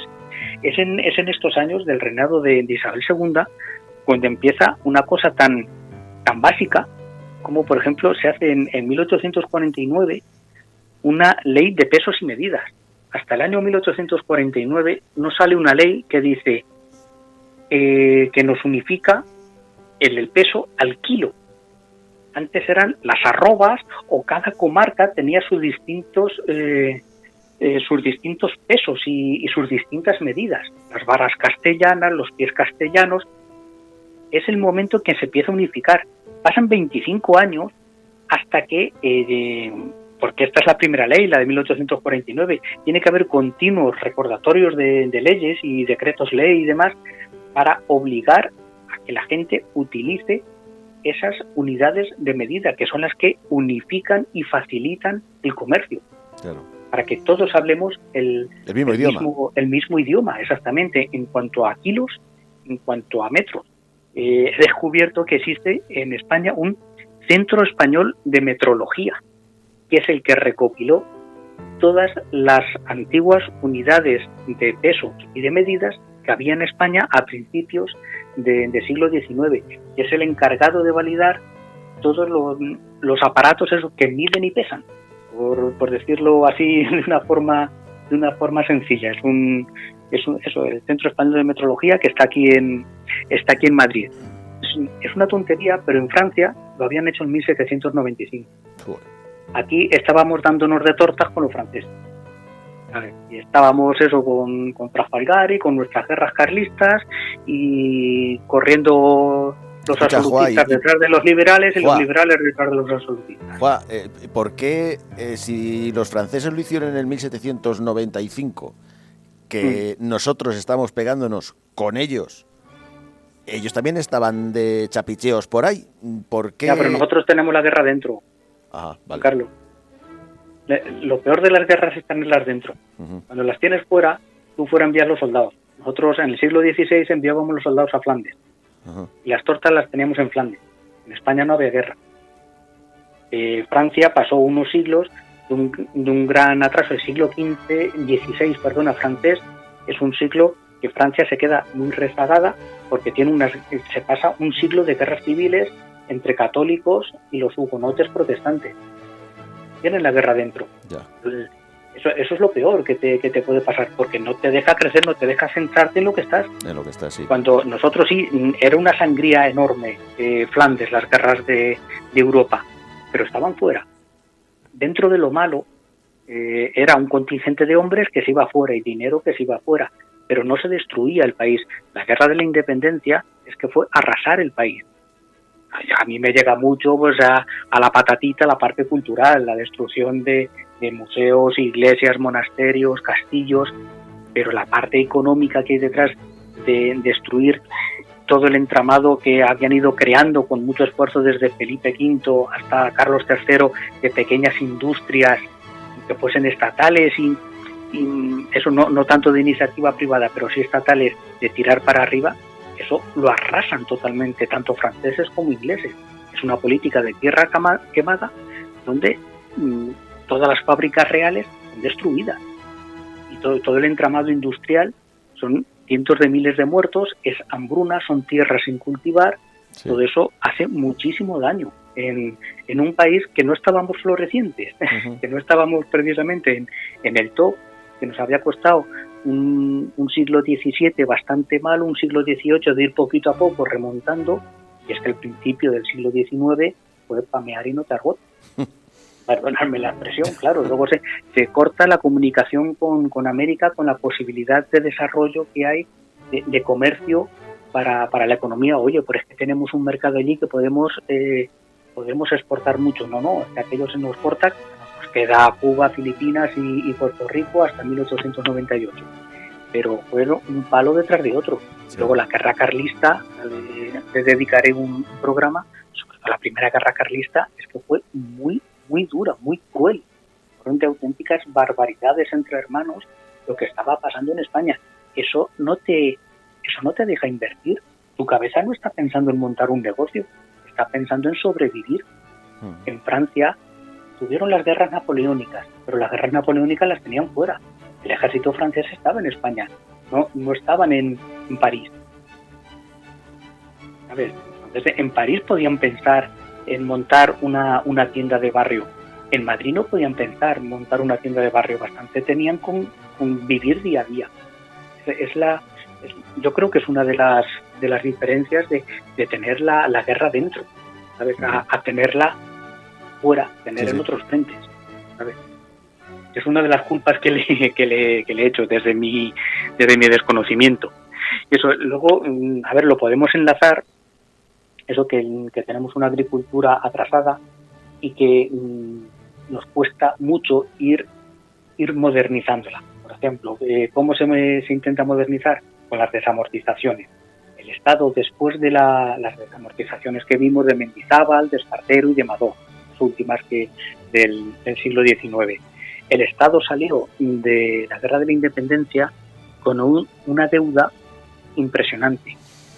Y eso de que el dinero del Estado no es de nadie es mentira. Hombre. Pero el Estado es de todos. Claro. Y todos tenemos que apechugar. Y si el Estado no tiene liquidez, poco va a invertir en lo que sea. Entonces, el Estado, para costear la guerra, las juntas para costear la guerra, emiten deuda pública. Es como se sufraga. El Estado pide un préstamo, por decirlo así, a los banqueros del resto del mundo, a quien le quiera dar el dinero. Ese dinero hay que devolverlo. de ahí vienen las desamortizaciones. Hay que tratar de bajar la deuda pública para que tú que tienes una hipoteca que pagas 5.000 euros al mes, oye, voy a tratar de tener más liquidez para en vez de pagar 5.000 euros, pagar 1.000. Claro. Y voy a amortizar parte de esa deuda para tratar de tener algo más de oxígeno, más de pulmón en mi día a día, y así poder hacer cosas que si no, la deuda y los intereses de la deuda no me dejan vivir. Pues es lo que intentaban con las desamortizaciones, modernizar la agricultura y enjuagar la deuda pública de la guerra de la independencia española, de la guerra de la independencia americana y de las guerras carlistas. Todo eso esos ejércitos se mantienen a base de pedir créditos. Entonces el Estado estaba de deudas hasta arriba. Hay un montón de leyes y de numerarios y de terminología económica muy complicado y que se hace súper árido, pero la idea es un poquito eso. Por ejemplo, que no había caído yo, el fin de la mesta. ¿Cómo se moderniza la agricultura? Quitándole los poderes definitivamente a la mesta. ¿Qué era la mesta? El honrado concejo de la mesta. Es la ganadería trashumante. Es la gran perdedora para que un país, el país tiene que aumentar en población y tiene que producir más agricultura de una forma más eficiente. Que lo primero, acabar con la mesta que coarta la agricultura porque tiene unos privilegios sobre los agricultores. Pues en 1836 se acaba la mesta, se acaba la ganadería trashumante, se acaba ese concejo que agrupaba a los ganaderos trashumantes para tratar de beneficiar a la agricultura. El gran problema de España siempre ha sido, lo hemos dicho muchas veces, la población, una población tan pequeña, tan baja. Tenía por aquí los datos de población que eran realmente muy pequeños. La tengo aquí, en 1797 España tenía 10,5 millones de habitantes. Eso era poco más, un par de millones más de lo que había en tiempos de los Reyes Católicos. Poco más. Y en 1877, 100 años después, teníamos 15 millones. De 10 a 15. Es un salto porcentual bastante importante. Pues no tiene nada que ver con el salto de Inglaterra, de Francia, de Alemania. Es un salto poblacional enorme. Inglaterra, Francia se te plantan con 50 millones de habitantes y España sigue con 15 millones. Es un grave hándicap el tener poca población. El tener poca población te hace de que se pueda roturar menos tierras. Entonces, una forma de poder roturar más tierras es con las desamortizaciones. Vamos a quitarle las tierras a la iglesia, a los ayuntamientos, para ponerlas en producción. Vamos a dárselas a manos privadas, a una incipiente burguesía, que son los que tienen más poder adquisitivo, para ponerlo esto en funcionamiento y tratar de producir más. Eso, al final, las desamortizaciones lo consiguen, pero solo en parte. La producción agraria española durante el siglo XIX va aumentando, este Producto Interior Bruto que veíamos, un 1,5% va creciendo, pero va creciendo muy despacio. Mirar, en 1860 el 17% de la población se dedicaba a la industria y el 64% se dedicaba a la agricultura. Es un 3-1, casi un 4-1. Pero en cuanto a productividad, la agricultura producía el 40% del Producto Interior Bruto de España. Eso significa, si tienes el 64% de la población dedicada a agricultura y el PIB es un 40%, la agricultura un 40%, significa que tienes una agricultura mal gestionada. Una agricultura que crece porque crece el número de tierras en cultivo, porque has quitado el monte en el pueblo y lo has puesto a roturar. Pero sigues utilizando técnicas antiguas, inviertes mucha mano de obra porque no tienes dinero para invertir en maquinaria. Cuando en Francia, en Gran Bretaña, van invirtiendo en maquinaria y van consiguiendo que se produzca más y mejor. Con el excedente de población que se produce al meter maquinaria en el campo, esa población emigra a las ciudades y tienes mano de obra para las fábricas para producir y aumentar tu Producto Interior Bruto y crecer y modernizarte. Entonces, eso en España, en el siglo XIX, apenas sí se produce. Se producen de una forma muy lenta. En la universidad me machacaban mucho. España, un país de urbanización sin industrialización. Las ciudades crecen, pero no nos terminamos de industrializar en condiciones. Seguimos siendo un país muy agrícola y con una agricultura que le cuesta. Digo, si en 1860 hay 20 puntos de diferencia entre la población que se dedica a la agricultura y el peso que supone en el Producto Interior Bruto, es señal de que es muy ineficiente. Nos cuesta muchísimo exportar. Mira, pero si tenemos un montón de trigo, nos cuesta horrores exportar. Cuando España consigue exportar, sobre todo cereal, es cuando en el exterior, en Europa, hay problemas de guerras. Es la época, en los años 1850, que es cuando se produce la mayor exportación, el mayor crecimiento del trigo castellano, es la época de la guerra de Crimea. Crimea es una región de Rusia, y es que es una guerra que hay entre Francia e Inglaterra contra Rusia. Por sus rollos, sus historias de quítate tú que me pongo yo, que me tienes que pagar estos tributos, que no me da la gana. Crimea tiene el puerto más importante de Crimea, es el puerto más importante del Mar Negro. Si cogéis un mapa, es una zona que está al norte de Turquía, Rumanía, el sur de Ucrania, que es por donde Rusia exportaba su trigo. Si hay guerra en esa zona, Rusia no puede exportar trigo a Europa. Entonces van a buscarlo a todos los sitios y es cuando únicamente el trigo español, el trigo castellano, consigue exportar. Había una frase en la época que es ¿qué es lo que le viene bien al trigo castellano? Agua, sol y guerra en Sebastopol. Sebastopol es la capital de Crimea. Se acaba la guerra y volvemos a las andadas. Nos cuesta muchísimo exportar. O como mucho se empieza a exportar cítricos, uvas pasas, por ejemplo, se empieza a exportar aceite y vino, porque es el momento, por ejemplo, en que en La Mancha se empieza a plantar de forma masiva las viñas. No es las viñas no han estado en La Mancha de toda la vida, en la zona de Manta, de Valdepeñas. Estaba Hércules Hércules fue el que inventó. Estaba ahí liado. Estaba ahí plantando viñas. Sí. Eso es de mediados del siglo XIX, cuando con la desamortización, primero de Mendizábal, luego de Espartero y sobre todo la de Madoz, que es la menos conocida pero la que más incidencia ha tenido en la economía española, consiguen poner más tierras a cultivar. En nuestra tierra pues es sobre todo para viñas y para aceite. En Jaén ocurre un poquito más de lo mismo. El mar de olivos que vemos ahora en Jaén pues arranca más o menos de esta época. Y así se consigue ir poquito a poco exportando.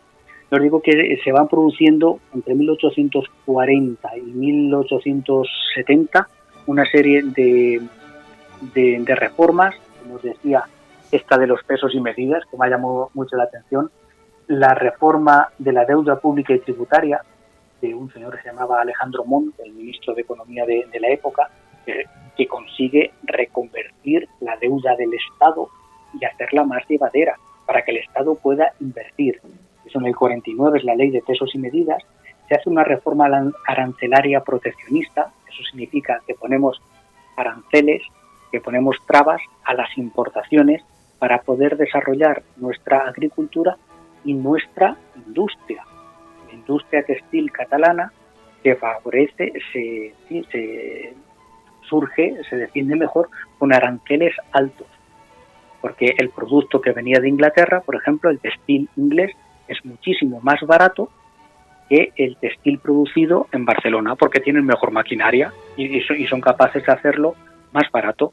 Si ponemos aranceles de entrada altos, favorecemos el desarrollo de nuestra industria, de la industria de Barcelona, a costa de pagar el textil más caro, el resto de España. Eso hay que tenerlo siempre en cuenta cuando determinados políticos hablen de que España nos roba. Desde el siglo XIX, España paga más caro el textil para favorecer a la industria textil catalana. porque lo podríamos haber pagado muchísimo más barato y a lo mejor ese dinero haberlo invertido en otra cosa, pero se tomó esa decisión en su momento para fortalecer y hacer crecer a la industria textil, sobre todo, ya os digo, de Cataluña. Y luego tenemos la reforma que viene a todo esto, que es de la que iba a hablar en el principio, que es la ley de esta breve introducción. Después de esta breve introducción. ya me conocéis, que me pierdo, me liáis. Llevas media hora de introducción, pero está bien. Estamos a la ley de... Ay, no me líes, que me pierdo el hilo. Perdón. No, es broma, Rafa. Se hace la ley de ferrocarriles de 1855, por la que se consigue que España se empiece a tener un sistema de comunicaciones que era el prioritario de aquella época, que era el ferrocarril, como motor de la economía. El primer ferrocarril de España, siempre estamos pensando en el Madrid-Aranjuez. Barcelona-Mataró, ¿no? Barcelona-Mataró, el primero de la península, pero el primero de España es uno que se hizo en Cuba, 1837, es el ferrocarril La Habana-Güines, una zona para allí de plantaciones y más. Incluso se habla, que yo me lo he encontrado por ahí de soslayo y no me ha dado tiempo a investigar, de un tren minero Gijón-Cuenca Minera para exportación del mineral. Ese sería un tren industrial, no sería propiamente un tren como lo conocemos de viajeros, sino un tren minero, como su nombre indica. Yo os digo, el primer tren de España es del año 1837. Fue la cuarta línea ferroviaria del mundo. No estábamos tan atrasados. No era un país, España, tan atrasado en aquella época. Y mira que nos estaba lloviendo y nos estaba cayendo de todo. Dios, sí. Fuimos el cuarto país en tener una línea ferroviaria. No éramos tan desastres. Lo que pasa es que los demás aceleraron y nosotros no. Los demás metieron la directa, metieron una economía moderna y a nosotros nos costó un montón. Tenemos más diésel. El año 48, 1848, fue cuando se inaugura la línea Barcelona-Mataró, y es en el 51 cuando se inaugura la Madrid-Aranjuez. Está bastante detrás las inversiones del Marqués de Salamanca, como impulsor de esta línea, que luego conoceríamos como el tren de la fresa. ¿Has hecho tú ese recorrido turístico, Joaquín? No lo he hecho. Siempre lo tengo ahí en tareas pendientes, pero no lo he hecho. Tengo el de la fresa, el tren de Cervantes, el del Escorial, que hay varios. Vale. No, es que es curioso, pues sí, porque es un tren histórico que Renfe puso un tren turístico. No. Por eso preguntaba, por curiosidad. Pues debemos ir los tres, enganchados de la mano. Lo he visto porque me gusta bastante el Museo del Ferrocarril que hay en la antigua estación de Delicias. Sí, yo he ido varias veces con el cole, sí.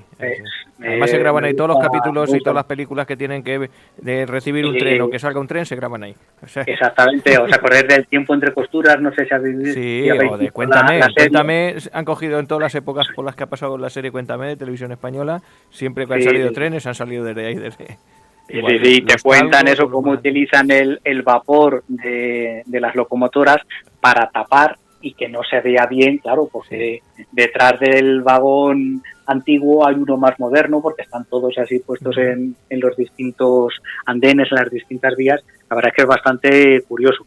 Hay que saber de técnica para entenderlo bien, pero a mí me gusta simplemente verlo y pasear, y de allí es donde sale ese tren de la fresa que baja hasta Aranjuez, como dice Rafa, y se hace una ruta turística por los palacios de Aranjuez. Y lo mismo hasta te dan fresas para comer, fíjate. Creo que sí, que con el precio te regalan ahí un de fresones. No, que sí. Ya te digo. Pues lo que decía, a partir del año 1855, hay un auténtico boom del ferrocarril en España. Entra la inversión extranjera, principalmente en este primer momento es una inversión francesa. El 25% de la inversión se calcula unos 3.000 millones de pesetas, lo que se invierte en aquel momento, pero una pasta.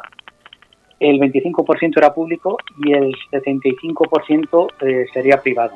Y la mayoría de ese capital privado sería capital francés.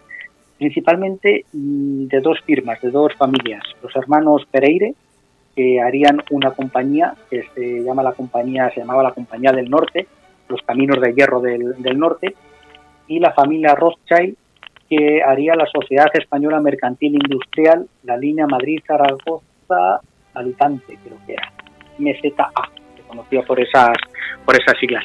Salen un montón de líneas, las principales son estas de compañías, era distinto, no había una Renfe, no había una única empresa que gestionara todas las líneas, sino que se hacía la concesión a una empresa, se hace una concesión de una línea, venga, Madrid, Córdoba, y tú te encargabas de construirla y de gestionarla. Entonces, digamos que cada línea tenía un dueño distinto, que a efectos del público pues tampoco suponía gran diferencia, pero sí es verdad que organizativamente pues cada uno se iba organizando como podía. Como compañías con capital propiamente español estaba la Sociedad de Ferrocarriles de Almansa, Valencia y Tarragona, que fue absorbida luego por la Compañía del Norte, estos caminos de hierro del norte de los hermanos Pereire franceses, la Compañía de Ferrocarril de Córdoba, Sevilla, Málaga, un montón de pequeñas sociedades. ¿Qué pasó? Pues que creció esto muy deprisa.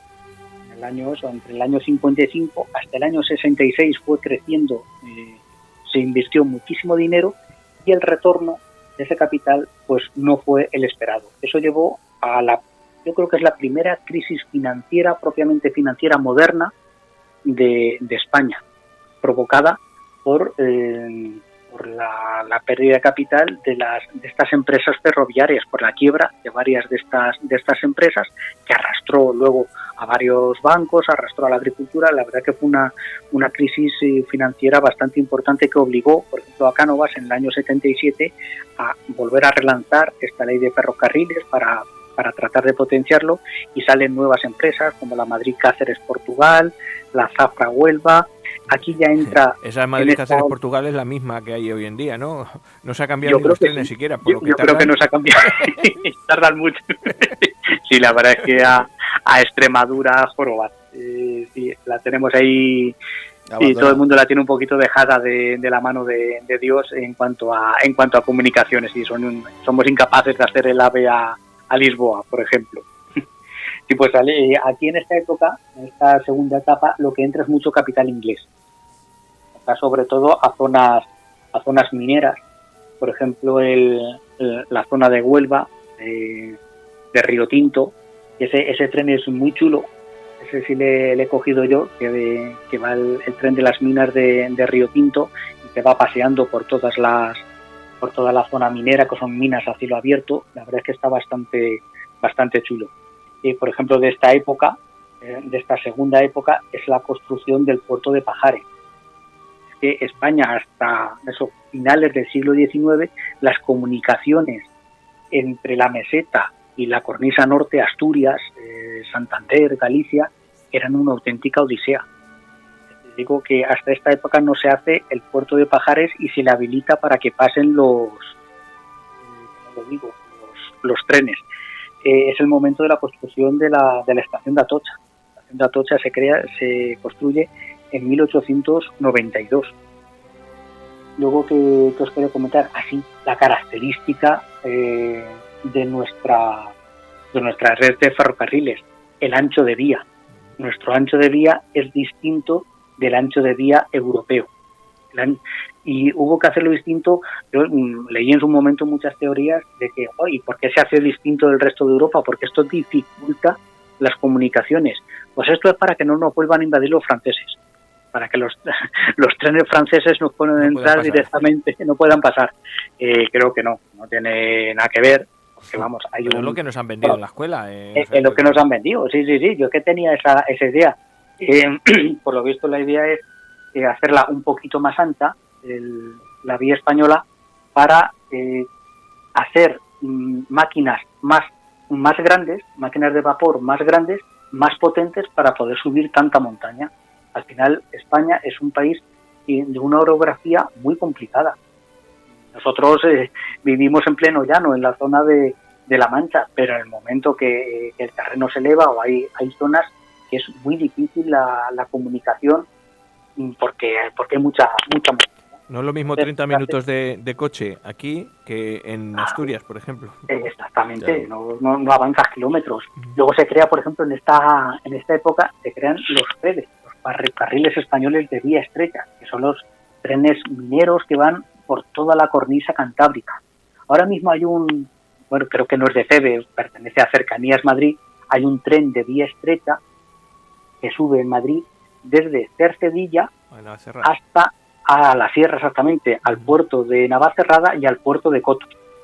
Yo lo recomiendo porque vas por ahí en medio del bosque y es una subida de, oye, porque no tienes por qué subir con el coche a Navacerrada, que puedes subir en transporte público desde Cercedilla y así te evitas las imágenes que hemos visto todos de los coches atascados, exactamente, de esas aglomeraciones salvajes, que se puede subir y es un paseo bastante chulo. Igual con unos trenes que no sé si son de la guerra, pero ¿de qué guerra? De la guerra mundial, de la guerra de Cuba. Hoy estaba leyendo que han aprobado, Renfe ha aprobado la mayor inversión en trenes de cercanías desde hace muchísimos años, hoy o ayer. Y van a construir los trenes de cercanía nuevos ahora ya todos. Una inversión millonaria. A ver, si tenemos una línea esta línea de cercanías que os digo, pues hombre, es más especialita, simplemente por este hecho de que es otro ancho de vía y no es moderna ni mucho. Sí, como está bien, pero no. El tren es con encanto. Exactamente, es más con encanto. Pero nuestras líneas de ferrocarriles son bastante buenas, bastante modernas. ¿Sabes? Hace años que eso viajaba por Alemania y estamos hablando de Alemania. Y yo decía de vez en cuando, pero estos son los que sobraron de los bombardeos de Berlín. Claro. No, y la red inglesa siempre dicen que tiene muchísimos problemas por lo antigua que es. Y es una la red más importante del mundo, yo creo, después de la India. Exactamente, y es que ves los metros de uno... ¿Sabes? Es que nuestros ferrocarriles son muy buenos. Del mismo París, tú también estás... Además que es como oigas el pito y no hayas entrado o salido... Te pillan el pito. Te pillan el pito. Directamente. Digo que te toquen el pito y no puedes entrar. Escucha, un padre metió a su hija en el tren, tocó el pito, no le dio tiempo a subir, la muchacha salió en el tren y el padre tuvo que esperar otro tren porque no tenía... La muchacha llegó a Luxemburgo. Luxemburgo le dio la vuelta. Madre mía. Pues esta es un poquito la historia de la economía de este mediados del siglo XIX, poniendo un poquito el énfasis en el ferrocarril, que según lo he ido haciendo, digo, me da a mí que ya tengo ciclo temático para la siguiente temporada, ¿sí? Hacer una historia del ferrocarril en España. Me ha ido gustando, tengo aquí más hojas, pero no me quiero meter más en faena porque entonces nos vamos aquí a las 2 horas. A mí me gustan eso, los trenes que tienen un encanto especial. Lo que hemos dicho, el tren de la Fresa, el de Navacerrada, en el Sóller, en Mallorca, el tren del Sóller. Sí. Son trenes que tienen su historia y los ves y son bonitos todavía. Y hay unas historias detrás muy interesantes y muy bonitas. Sí, muy majas. Yo soy muy amante del tren y sigo creyendo en el tren como medio de comunicación que vertebra el territorio. A mí lo que me gusta, por ejemplo, que se pongan los AVEs y que quiten los trenes regionales, no me gusta. Yo en el AVE no he montado. Yo lo que me gustaba del tren es el chacachá y el dormir con el chacachá. Eso de ponerte ahí esa chacachá. Te pongo la de mocedad. No te pongo la de... No, pero los que yo, por ejemplo, que hemos estudiado aquí en Tarancón, en el instituto, y nuestro transporte en mis años, antes de que pusieran los autobuses, era en tren. Yo los primeros años y yo he disfrutado de esos trenes, tanto los que tenían compartimentos como los que ya eran un poquito más modernos de los años 80, que tenían los asientos que se podían poner de un lado a otro, en fin.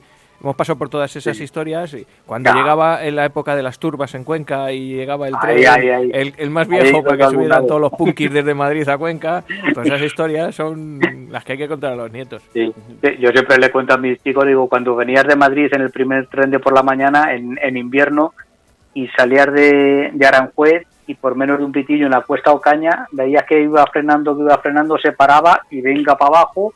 Otra vez Aranjuez a coger carrerilla, intoxicado del humo a la Cuesta Ocaña. Digo, chico, esto es lo que había, lo del AVE, esto es de hace 4 días. Pues a mí la que dice Rafa, a ver, no solamente la parte romántica, que está muy bien, sino, ya te digo, como elemento vertebrador del territorio, del país. Yo el tren lo considero muy importante, porque cuántos pueblos pequeñitos se quedan sin conexión, Sí. si no tienes coche, obligas a la gente o a meterse en el coche, o le dejas sin comunicación ninguna con el resto del país y estás a 100 kilómetros de la capital. Demonios. Pues nada, te invito a que retomes esa idea de hacer muy interesante, una serie del ferrocarril. Y recojo, como vamos muy mal de tiempo, que luego no nos cabe. A mí decírmelo, que pierdo la noción. Si te lo decimos siempre, pero no nos hace caso. Vamos con nuestras canciones con historia, si os parece, ya directamente. Os traigo hoy una de las tuyas, las que te gustan. Empieza tranquila, no te asustes, que empieza tranquila. Es de un grupo que se llama Reincidentes, así que ya te puedes... Y el poema de hoy es un poema de Miguel Hernández, se llama El hambre.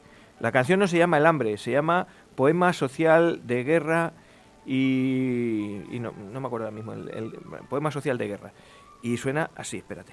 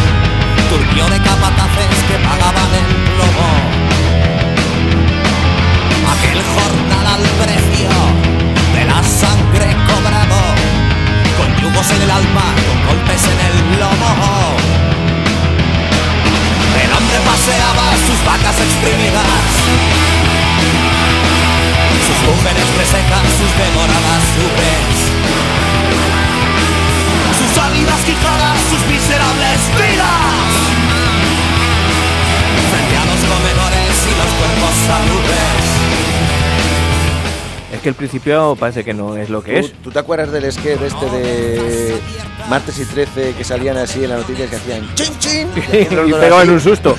Eso nos ha pasado a nosotros, ¿verdad? Hemos hecho lo mismo, hemos hecho así, ¿por qué no? La canción es que es así de extraña. Hay sonidos metálicos, hay una especie, pero luego es rock and rollera y lo más bonito es un poema, todo un poemazo de Miguel Hernández. Dispuesto a que ninguno se le acerque a la mesa. Y entonces solo veo... ¿Lo utilizamos de fondo para ir diciendo qué vamos a hacer la semana que viene?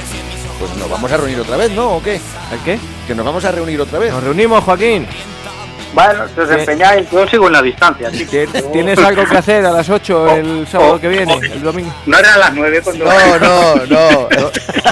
Voy a decirle a los invitados. Me liáis, todos los días, cuando hay grabación dice a las 9, ¿no? ¿Sabes que quedamos a las 8? Pues él dice a las 9.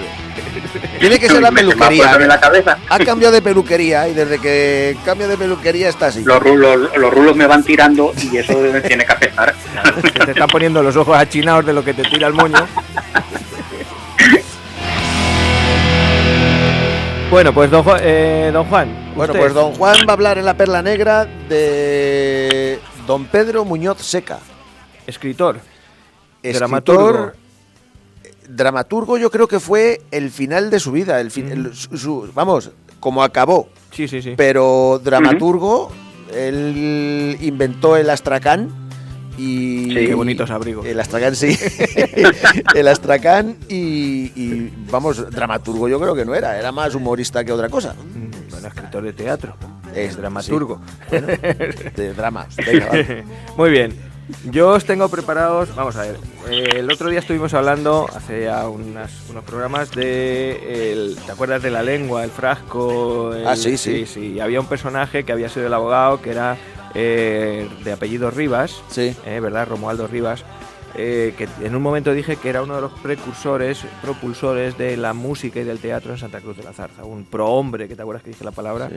Bueno, pues este hombre estaba metido en toda la cultura santacrucera de la época y fundó una de las bandas de música. Lo que te pregunté yo, ¿la actual? Y dijiste, no, es que eso es lo que os quiero contar, porque en un momento en Santa Cruz hubo una banda, después hubo otra en la que estaba implicado este personaje, y la unión de las dos, que se produjo, ya os contaré, pues dio como lugar la creación de nuestra banda La Filarmónica. Y como yo no sé mucho de eso, he llamado a un invitado que sabe mucho de eso, que es un tío majo, guapo, buena persona, un ejecutante de instrumento fuera de serie y lo más fundamental, maestro. Que eso ya va por encima de todo. O sea, puede ser un criminal de guerra. ¿La has llamado ya? Pero si es maestro, sí, le he llamado. ¿La has llamado ya? Y me ha dicho que lo que quiera. Y además yo creo que viene con sorpresa. Nos va a presentar un tema que compuso y todo. Vaya, yo pensaba, una cerveza traerá por ahí en condiciones. Las cervezas las ponemos nosotros, sabes tú que siempre las ponemos nosotros, y el Resoli también. Así que os traigo eso. Y don Joaquín... Yo voy a traer una tarta también. ¿Una tarta? Sí. Bueno, que cumple los años hoy, ¿qué leche? No, ayer. Ayer cumplí los años. ¿Has visto cómo se estira? Pues voy a traer una tarta para celebrar. Para la semana que viene. Exactamente. O sea, tú fíjate cómo se estira el dire, macho, que se trae la tarta revenía, bueno, que no han querido los que del cumpleaños suyo, se la trae para la semana que viene. Y no es una tarta, es un trocillo para ti, para el invitado. Lo revenido que te ha quedado en el frigorífico. Joa, tú en el... Mételo en el congelador, yo ya iré. Aquí tienes las aceitunas, el Resoli, la tarta. Se me va montonando al trabajo. Todo guardado. Bueno, compañeros, don Joaquín, usted, si nos da tiempo, que a lo mejor nos entendemos mucho.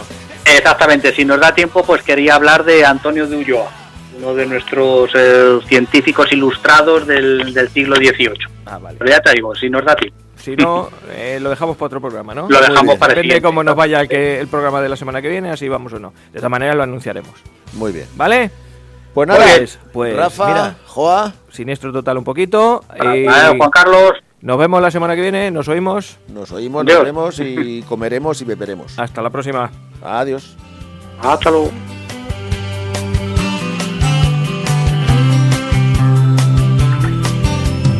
¿Cuándo fue el gran estallido?